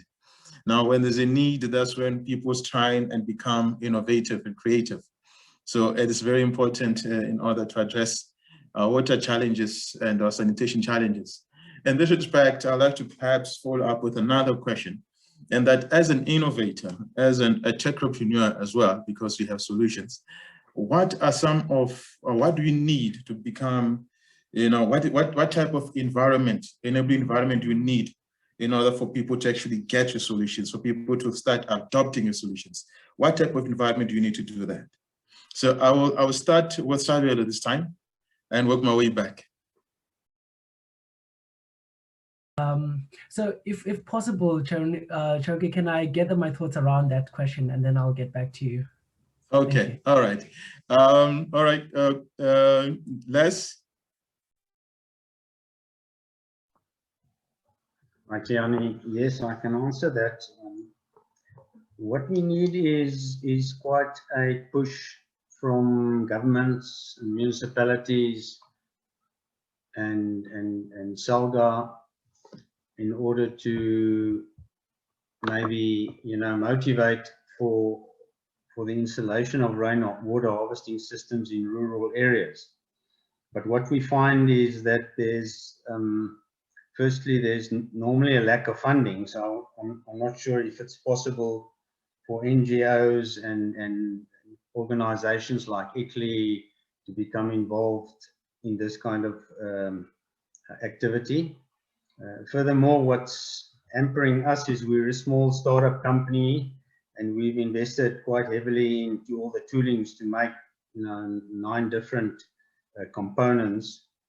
And the Water Research Commission was very kind under the waiver system to assist with 2 of the 9, but we also did 7 on our own. And then, of course, then we will need marketing resources and distribution channels to help us to grow this. But it definitely has huge potential, and there's already exports going to Namibia and also to Botswana. So I'm not sure if Steve is still on the panel or still around, but you can find these Zambezi gutters in Botswana now, and we hope to get traction in the Western Cape soon. In the rural areas, they're looking at installing Zambezi gutters, and it's just a matter of time and it'll go.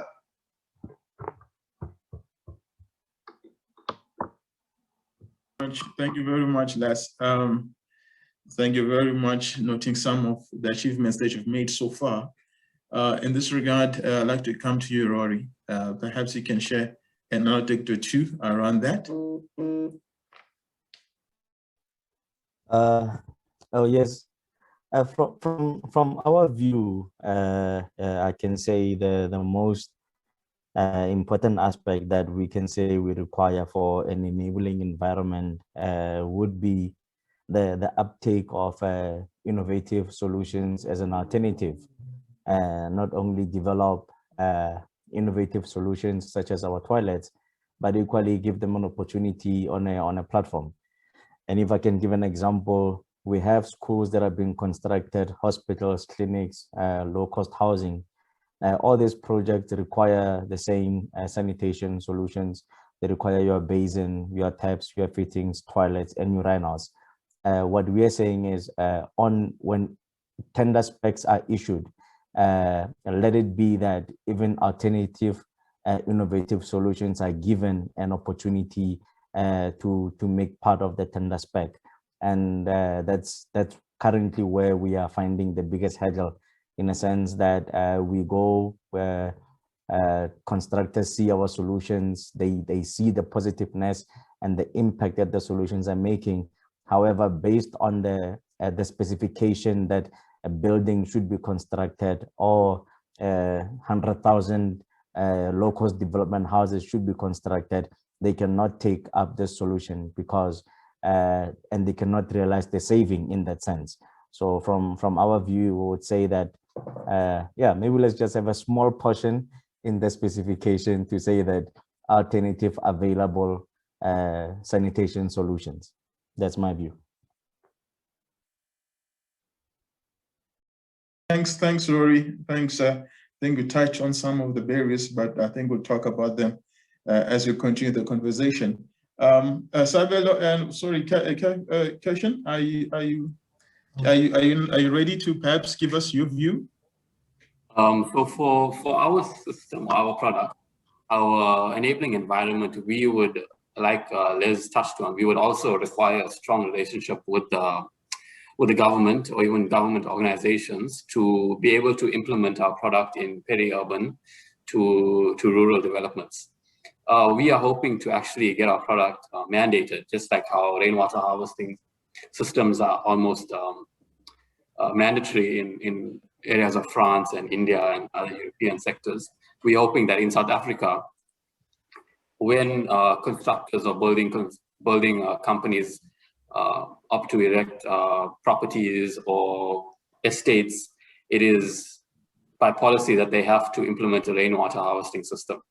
So we're hoping to develop or aggressively approach the government to actually mandate our product. That would be a key environment that will enable our product into the market.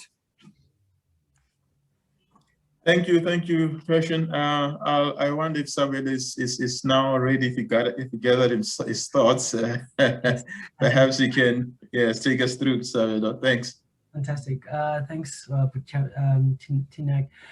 So I suppose, like from our side, I would probably echo what Rory had indicated with regards to policy changes and so forth. I was reading a book by Philani Dladla, and he actually quotes P.W. Botha. I'm not quite sure if the quote was correct, but he says that P.W. Botha said, adapt or die. And I actually echo those sentiments simply because, we are still using the same methods that we used prior to, having that drought situation. And we think that, this precious resource is going to be there in the next coming 100 years. However, if we're not adapting towards what we've encountered before, same applies with, say, for example, COVID-19 and so forth. If we're not doing something differently, then we'll always go back to the same situation.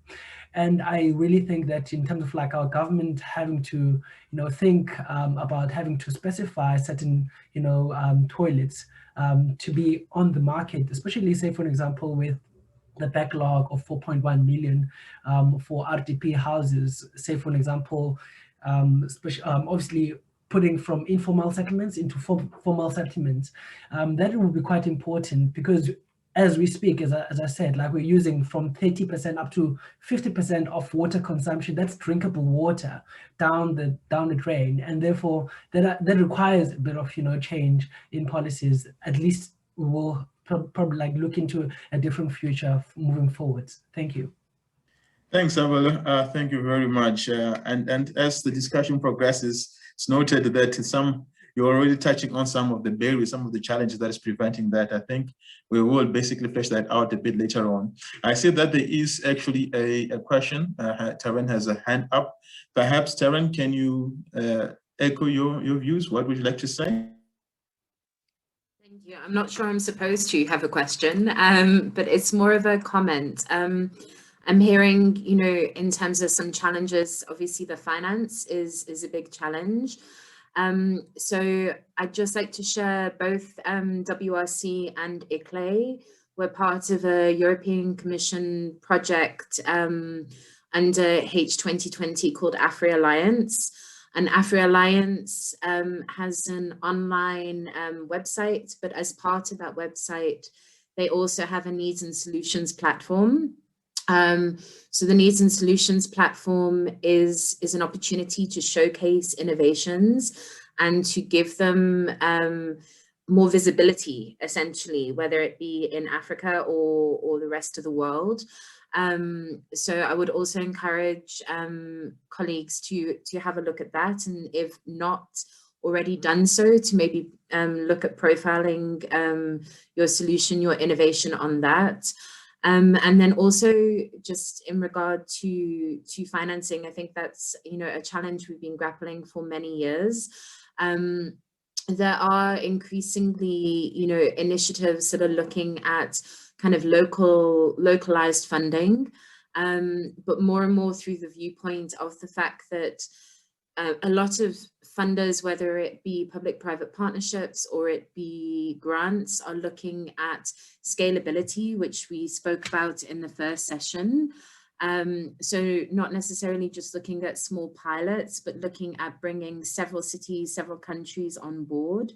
So I would raise that as a question of, you know, developing those relationships and developing that buy-in.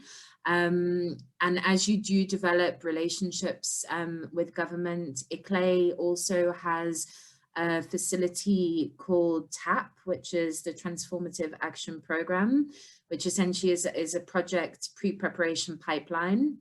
And you can find more information about that on our website. But, you know, if you do start to develop relationships with cities, with local governments, with private sector, that want to look at putting innovations such as this at scale, then that is an opportunity to start connecting with some of the financial sector. And then I'm sure from Tiani's side, from the WRC, they have a fantastic platform to share emerging technologies and are also very active in this space. So I think, you know, it's about building those connections and to seeing what opportunities there are to unlock that finance. So thank you. Thanks, Taryn. Thanks for that input and that insight. I think it is quite valuable. Most of the speakers should take it home with them. There is a bit of some comments on the chat box, so just read one. I think it's coming, I'm not sure who's coming from, but it says Ed Salome that the science should be constructed with different stakeholders because often communities also develop their own science and solutions, however, do not have the right materials to use or to construct. So that also goes back to cooperation with communities and community needs. But looking at the question at hand, with what Rory and what Isabel touched on in terms of the barriers, some of the barriers, the experience, you know, we noted that finance is one of them. You know, perhaps having the right specifications for entrepreneuring in terms of construction is another, but also for allowing the construction of facilities that allow for that new uptake of innovations to be adopted is another. So SABS matters, but maybe there are, I'm not sure if perhaps from the innovators themselves, and if anyone, of course, online as well, if you've experienced other challenges outside of this with respect to the adoption of the technologies, with respect to the uptake of the technologies. Have, for instance, Rory, have you, for instance, went to, let's say, township communities, not necessarily the schools themselves, but households, to talk about your product and how that can be fitted into their own households, and how easy or how challenging was that in terms of adoption? I think I can ask the same thing with Les and so on. So maybe I'll just take your brief comment from your side and look at some of the questions from the chat box. Please, colleagues, also if you want to raise your hand or have a question, please do so. You're more than welcome. And Les, Steve Pecco is still online. So yeah, you can still take advantage of that. I'll start with you, Rory. Okay. At the end, what we have come across through installing our product throughout, I can say, mass occupied buildings, your schools and hospitals versus individual households is one, there's little room to make mistakes when you start to enter the community like that. And the second thing that we've picked up is that user education is an ongoing element that must be instilled on the product. because your product is only as good if the user can use it properly. If you give up or don't invest on user education, the product is working today, you come back in a week's time and they say this product doesn't work, just because maybe the proper user education wasn't done. And that's one thing that we've picked up in terms of community.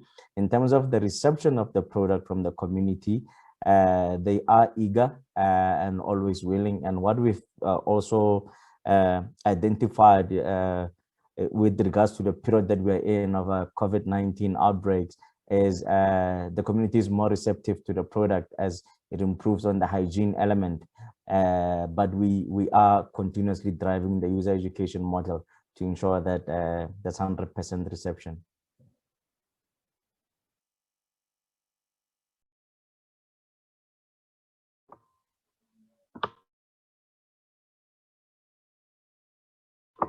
Thanks, Rory. Can I please go to Keshin in this regard?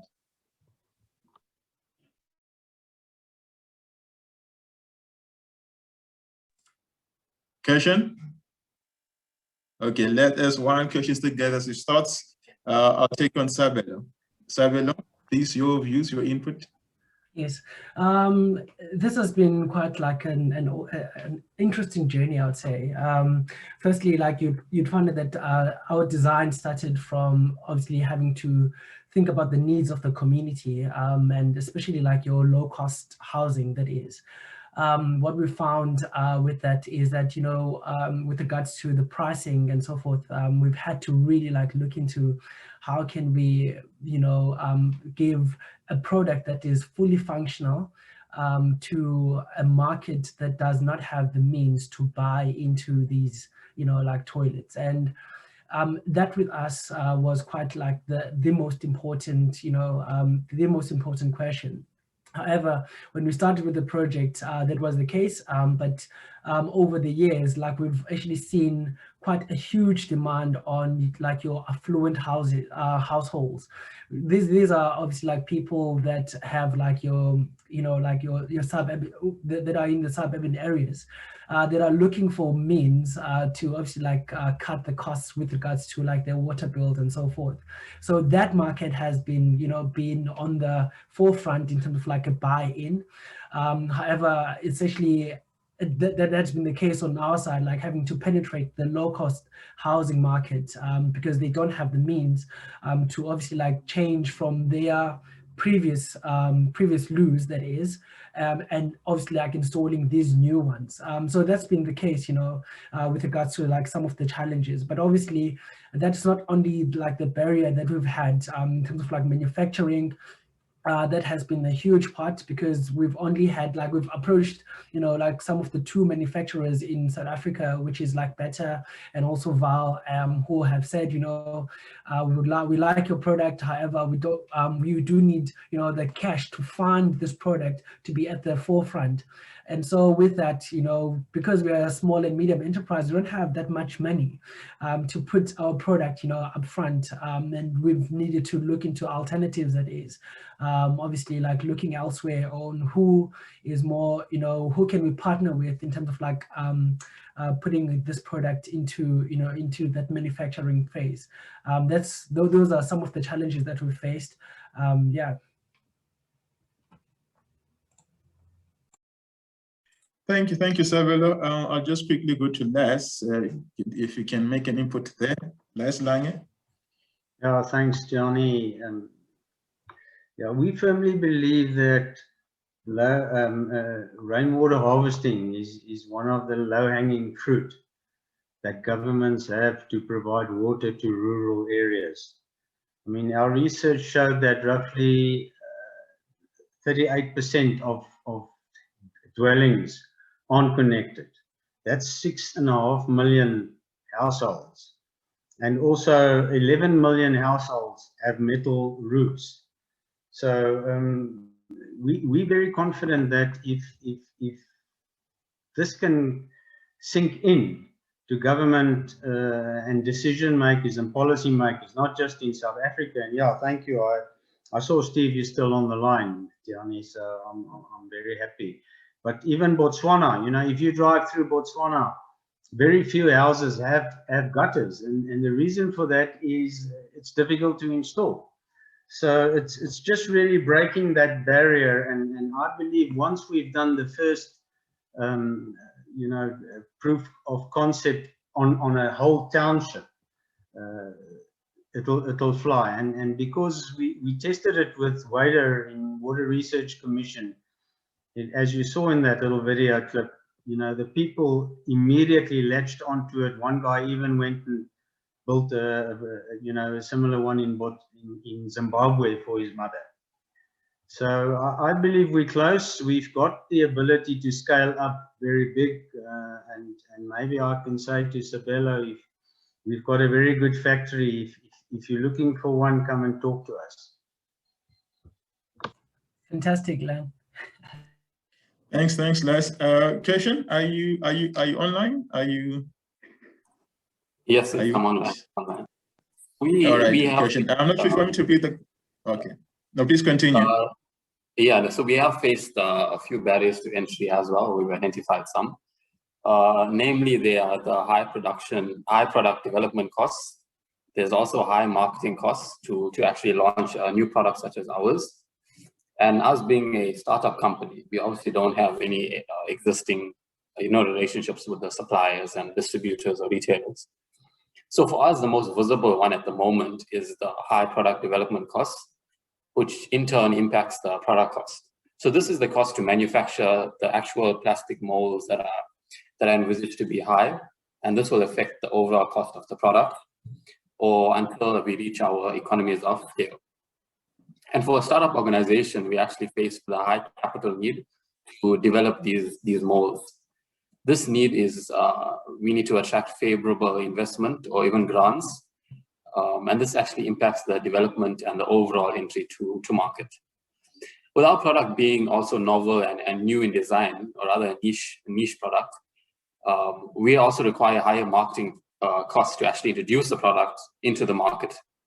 This also will impact the overall selling price per unit, and will also consequently affect the sales volume, given the current, you know, economic situation in the country that adversely impacts consumer spend. Our products, or the range of products offered by EDC, offer substantial differentiation from competitors.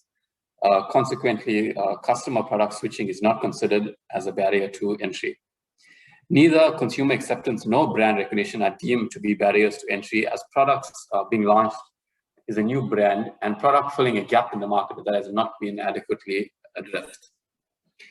Now, mentioning the above barriers to entry, we have applied for, or in the process of applying for funding, and this will hopefully enable us to generate our market samples that we need to present to retailers or our target market, essentially, to start generating our MOQs and eventually, and in turn, taking our product to market and reaching that full commercialization stage. So we're hoping for that stage to be reached soon, and then we'll hopefully see our clients in, you know, households across the country. Okay. No, thank you, Keshan, for that view. And I'm also mindful of the time that we've been giving you colleagues quite long in the session. I hope you can still bear with us as we still look at some of these challenges that we are dealing with, and perhaps try and find ways to address them. In respect to what the colleagues have been saying, the innovators, perhaps I'd like to do a bit of a downturn and call in perhaps Valerie from the WLC, perhaps to give an input to some of the challenges, perhaps an advice on how we can actually tackle some of the challenges, if she's still online, or she's still online.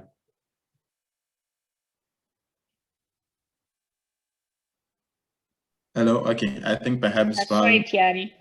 All right, oh, sorry to put you on the spot, Val. I was just saying that looking at some of the challenges that are expressed by the innovators with respect to either getting through in terms of high pricing of the production of the innovations, the issues around standardization, SABS, and you know what was articulated by Rory. Perhaps you might want to share a bit of light, or perhaps a bit of wisdom on how some of these challenges can be basically addressed.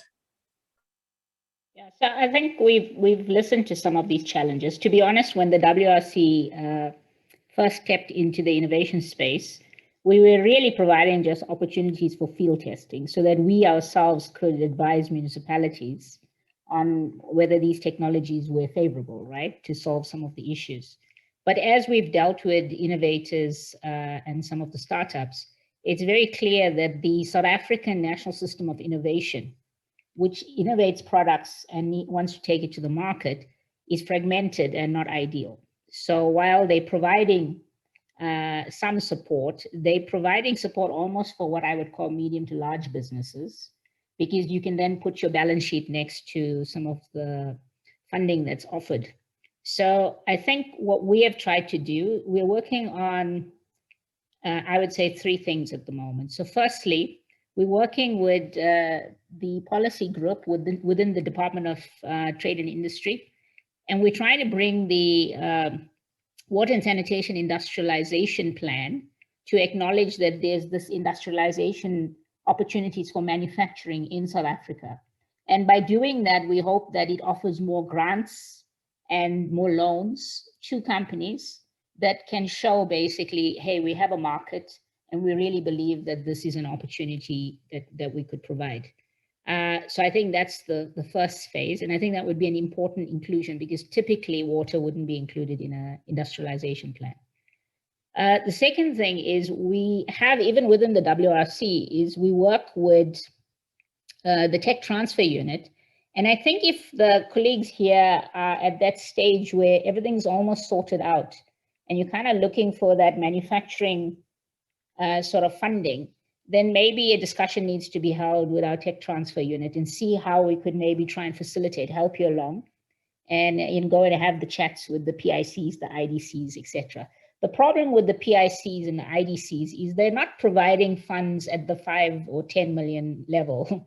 They're looking for like $500 million because they group their budget, right? So they're not looking at supporting these kind of small interventions. But over time, we've also engaged with what we call different financing networks, also from international spaces. And in that area, we're looking to group these kind of technologies where they're quite ready for the market and they require some support. And I think here the innovators need to have an understanding of their own business and say, so for example, if we had to include private financing network to you, then are you interested in investors firstly, or are you interested in offering equity, or are you just interested in grant funds? And once you're clear about that, then maybe we can start to link you with the sort of right sort of groups.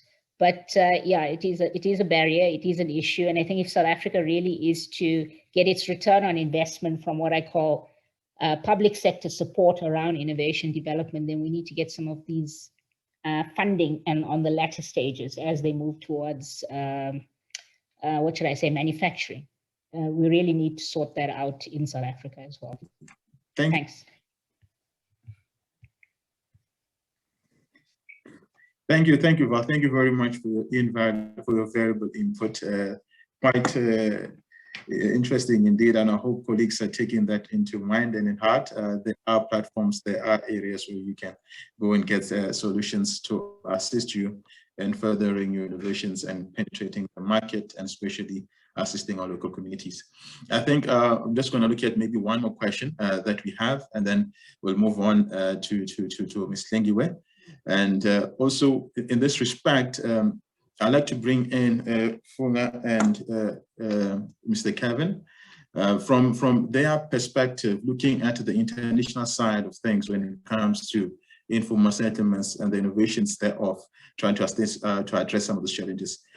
Looking at the solutions that were presented today, what do you think? How would you describe the appetite of the communities for such innovations in Lusaka and in Nairobi, for instance? Kevin and Funga? Sure, maybe I can begin here. Thanks so much to all the innovators, because I really enjoyed seeing all the different innovations, and they're very smart and very contextual. I guess the success, I guess, Chauke, of the innovations, I think, is how well the community is involved in the process, and what strengths do they see? What are the benefits do they see from these products? Essentially, I think being able to replicate some of these innovations, I think, by community creating like minimum viable products that they can be able to reproduce and maybe seek financing for, I think will really, really be the success in capturing the appetite of the communities. But wonderful innovations. Thank you. Thanks, Kevin. I'm not sure if Funga is still around. Still around. Could you repeat the question? Sorry. Okay, now the question was looking at what the work that you've been doing in Nairobi and Lusaka in this regard, and looking at with the back view of the innovations that we actually presented here today. Would you say there's a great appetite, or there's appetite for such innovations in Lusaka? I think, yeah. Yeah. Yeah, I think I saw some interesting work being shared, and it would be nice to see these innovations being piloted within Lusaka, but of course, with what Kevin has mentioned, to make sure that the communities are brought to speed and are involved fully from inception. And I hope to see Taryn and the ICLEI team bring these innovations to Lusaka soon. Thank you, Funga. My last question to the innovators in this respect is, what type of, looking at what we've been talking about today, what type of mechanisms are you using to engage the communities, and what new mechanisms do you think you're going to employ going forward, to engage these local communities, especially the informal settlements, on promoting and getting your innovations to be uptaken, or perhaps at least so that we can have what Kevin spoke about, the word of mouth sort of advertisement, where people trust each other, people trust the products. So if you can perhaps give us, a minute or two anecdote on that, quite quick one, and then we'll move on to the closure by Ms. Klengi. I'll start with you, Les, in this respect. Thank you, Tiani. Yes, we, as discussed a bit earlier, we've already demonstrated it, let's say, an informal settlement, Zandspruit, where the uptake was very good on a small scale. So I have been trying very hard since a year ago, when we had a similar session with Selga, to get Selga on board, and initially did have them on board, but then tapered off a bit. So yes, the next step for me definitely would be to do a complete informal settlement, not just one or two houses. We convinced that the uptake will be very strong, and it's also a matter of creating local jobs in those areas, because it's easy to install these gutters, and people will be able to do it locally and create those opportunities further. But at the moment, we would like to see an opportunity where maybe an NGO or somebody with some corporate social investment money could put together enough money so that we can do at least one area. And the Western Cape is starting to look at that. No, thank you, Les. Rory, quickly, if you can. Well, fantastic, Tiani. I must say, quite a positive engagement and beautiful responses from the panelists. Our main engagement with our communities, or rather what we've experienced, especially with the rollout between 2020 and now 2021, was social media crosses all boundaries, and we've tried to really exercise and explore that element into getting our products across the border into SADC regions, Lesotho, Botswana, Zambia, Zimbabwe, and we hope with the assistance of the panelists, we can really infiltrate those markets. Before we even get to those countries, we've tried to tap into the market and advertise ourselves in the community engagements. Locally, word of mouth and engaging with local radio stations and local TV stations has been our point of access. And a lot of people see us and recognize us before we can even do an installation. So the product education and knowledge has already reached the masses before we come to do installations. Thank you.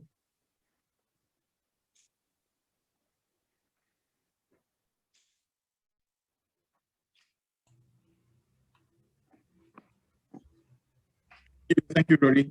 Thank you. I'll run quickly to Sabelo. Great, thank you. So on our side, like we've, like on the previous customers that we've had, that has been like the online platforms, such as like emails. We've been like onto the news and people were quite interested. And so we've had like this backlog of people who are quite interested in this product that we have. So obviously like in moving forwards, I think those channels have proven to be more successful in terms of like the news, obviously like accredited newspapers and also like online news such as like News 24, also like ENCA, we've been there and people have responded quite well with regards to that.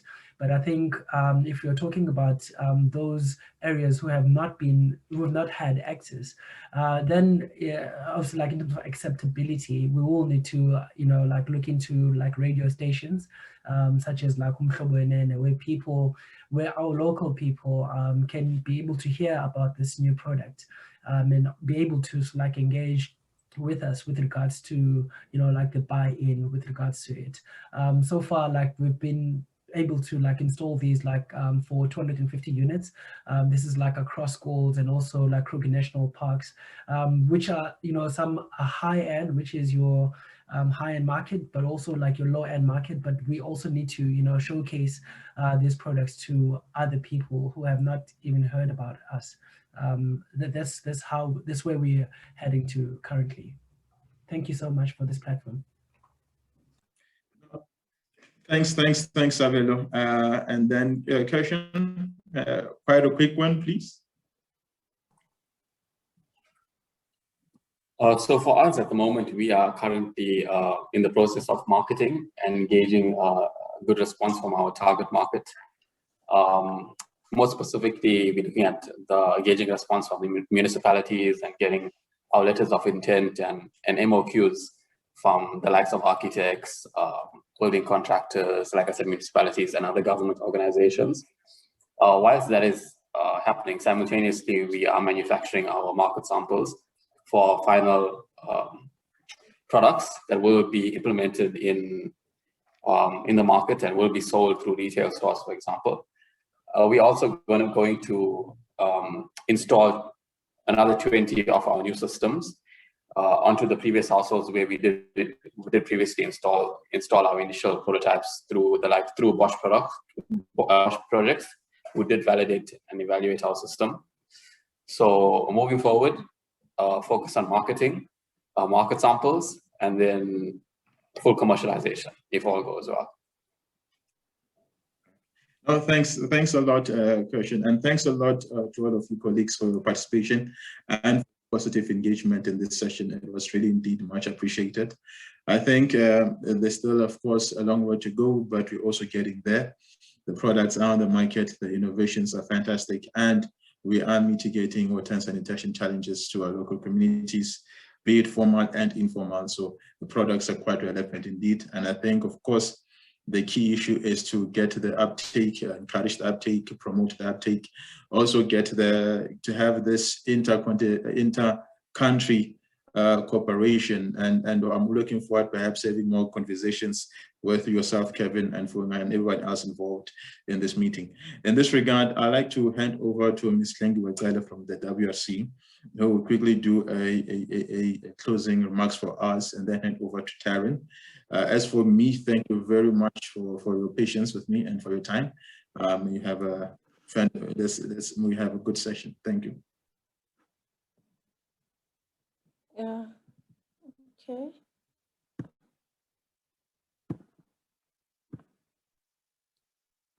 Thank you, Diani, for the great facilitation. I hope you can hear me. Yes, we can. Hello? Okay. Thank you so much for the opportunity. I think it was, for us, time well spent this afternoon. We had a great engagement since we started, and it has been an informative session throughout the day. And I just want to introduce myself. My name is Hlengi Wekele. I'm a stakeholder manager at the Water Research Commission. I'm responsible for stakeholder engagement and focusing mostly on local partnerships. I work in the same unit as Diani and Mamhloding. I hope Mamhloding is still in this session. I think what I need to highlight is our partnership. It has been a great partnership to work with ICLEI and also our international partners and also our speakers. Thanks to Valerie for giving us an opening speech, which was quite good. And also thank you to our innovators and our panelists. We had a very informative session with them. And as a WRC, maybe what I need to highlight at this stage is the fact that whenever we approach our research and also our innovations, we look more specifically at diversifying a water supply mix and also focusing on a water sensitive design when we look at opportunities to improve access to sanitation and water access.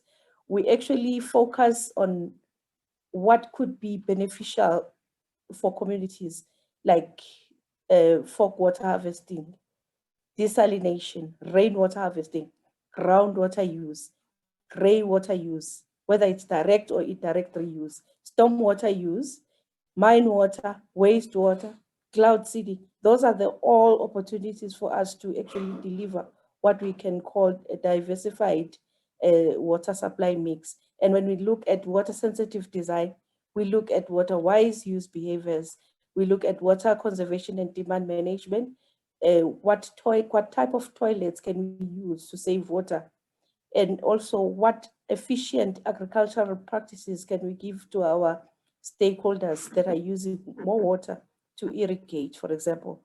We look at the enforcement of bylaws and regulations, and we look at also the land use and planning mechanisms. And inclusively, we are very much concerned about what we call water, energy, food, and environmental and economic security. Out of today's discussion, what we are taking out as key points that were raised and what we need to think about a lot is how do we package our products so that they are actually accessible to our users on the ground, the people who are implementing research, the people who are implementing our innovations on the ground. And how do we engage civil society as they are very close to our communities? And how do we also respond to the need to deliver the developed innovations, whether water or sanitation or agriculture, at a bigger scale?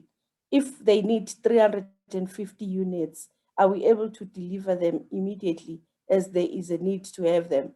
Are we able to respond as innovators to the needs to produce at a bigger scale? Okay, are we inclusive in our approach? Are we involving informal settlements? Are we involving urban settlements? Are we also focusing on rural settlements? Are we focusing on the schools? So there's quite a broad area where our innovations and research is actually applicable. And also political buy-in was also raised as the key issue in this discussion. Are we able to pay attention to the political needs? What is it that we need to pay attention to? The other issue that was raised was to focus more on human-based approaches. Have we started looking at that? Have we started paying attention to what our communities would accept as the innovations that matter to them? Are we listening to them? Are we able to look at them and involve them and go with them as we do our research?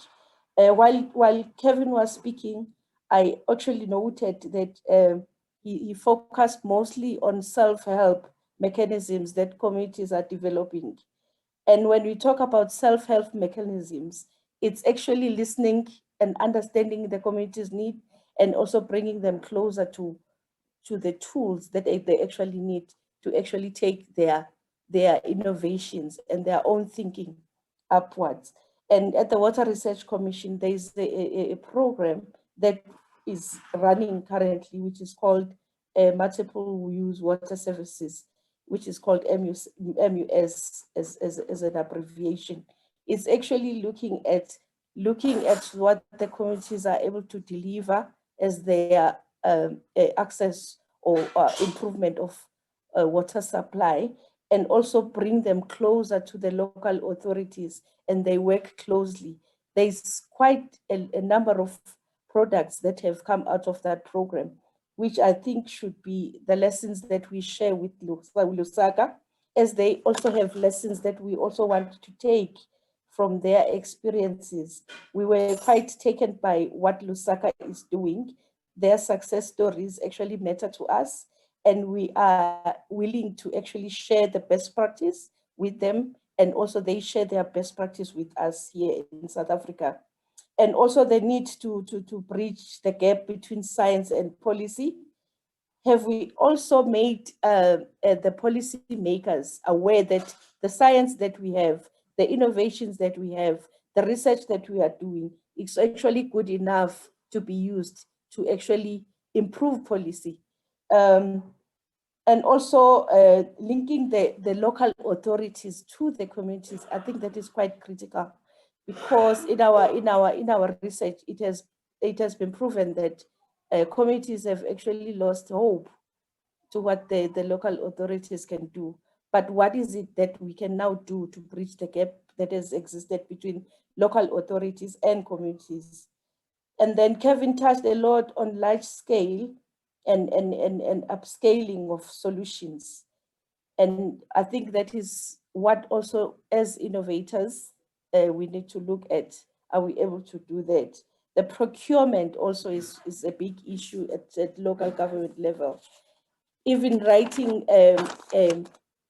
terms of references for projects, it's quite a big problem. Have we done enough public awareness? As the Water Research Commissions, we are currently doing roadshows, we are doing dialogues, we do webinars, we do tech demonstrations in order to actually excite our users about what we are doing. But maybe we need to partner more with our stakeholders to raise this public awareness, both locally and internationally, and also the partnerships. If we partner a lot, both locally and internationally, we may be able to succeed to actually drive the messages that we are developing. The guidelines, we're very strong at the Water Research Commission at developing guidelines, but our guidelines, are they going to be useful and taken to the people that actually need them? That's what we need to collaborate on. We need to use the guidelines that we have to take them up and have them utilized by the right users. The pilots that we develop, okay, what happens after the pilots have been done? Okay, we need to ask ourselves all those questions. My parting shot is that thank you so much for thinking about this session. It has been a useful and insightful session, and we're looking forward to more engagements with you as our partner. Thank you so much. Thank you so much, Lindiwe, and for that amazing summary. It just shows how far-ranging the discussions and dialogue were. It just falls to me now just to say thank you to all of our participants for your active engagement in the session. It's been so exciting to see all of the questions and interactions in the chat, and we really thank you for your time. We would invite you to join us for the other sessions that are taking part as part of the Rise Africa Festival this week. I know there's at least 3 other sessions on water and sanitation, but there's many topics, many focus areas. So please do join us for this journey. The video from the session will be available, and we can share the link so that you can pass that on to friends and colleagues. This just leaves to say thank you so much on behalf of ICLEI Africa and our co-hosts, the Water Research Commission, to each and every one of our panelists and our discussants. It's been a pleasure to engage with you today and to hear your insights in addressing this challenge moving forward. We'd just like to say, let's keep the collaboration and the discourse going, and together we can rise to the challenges, and we can rise to embrace the opportunities and contribute to building a resilient urban water and sanitation sector in Africa. So thank you so much for your engagements. There is a survey if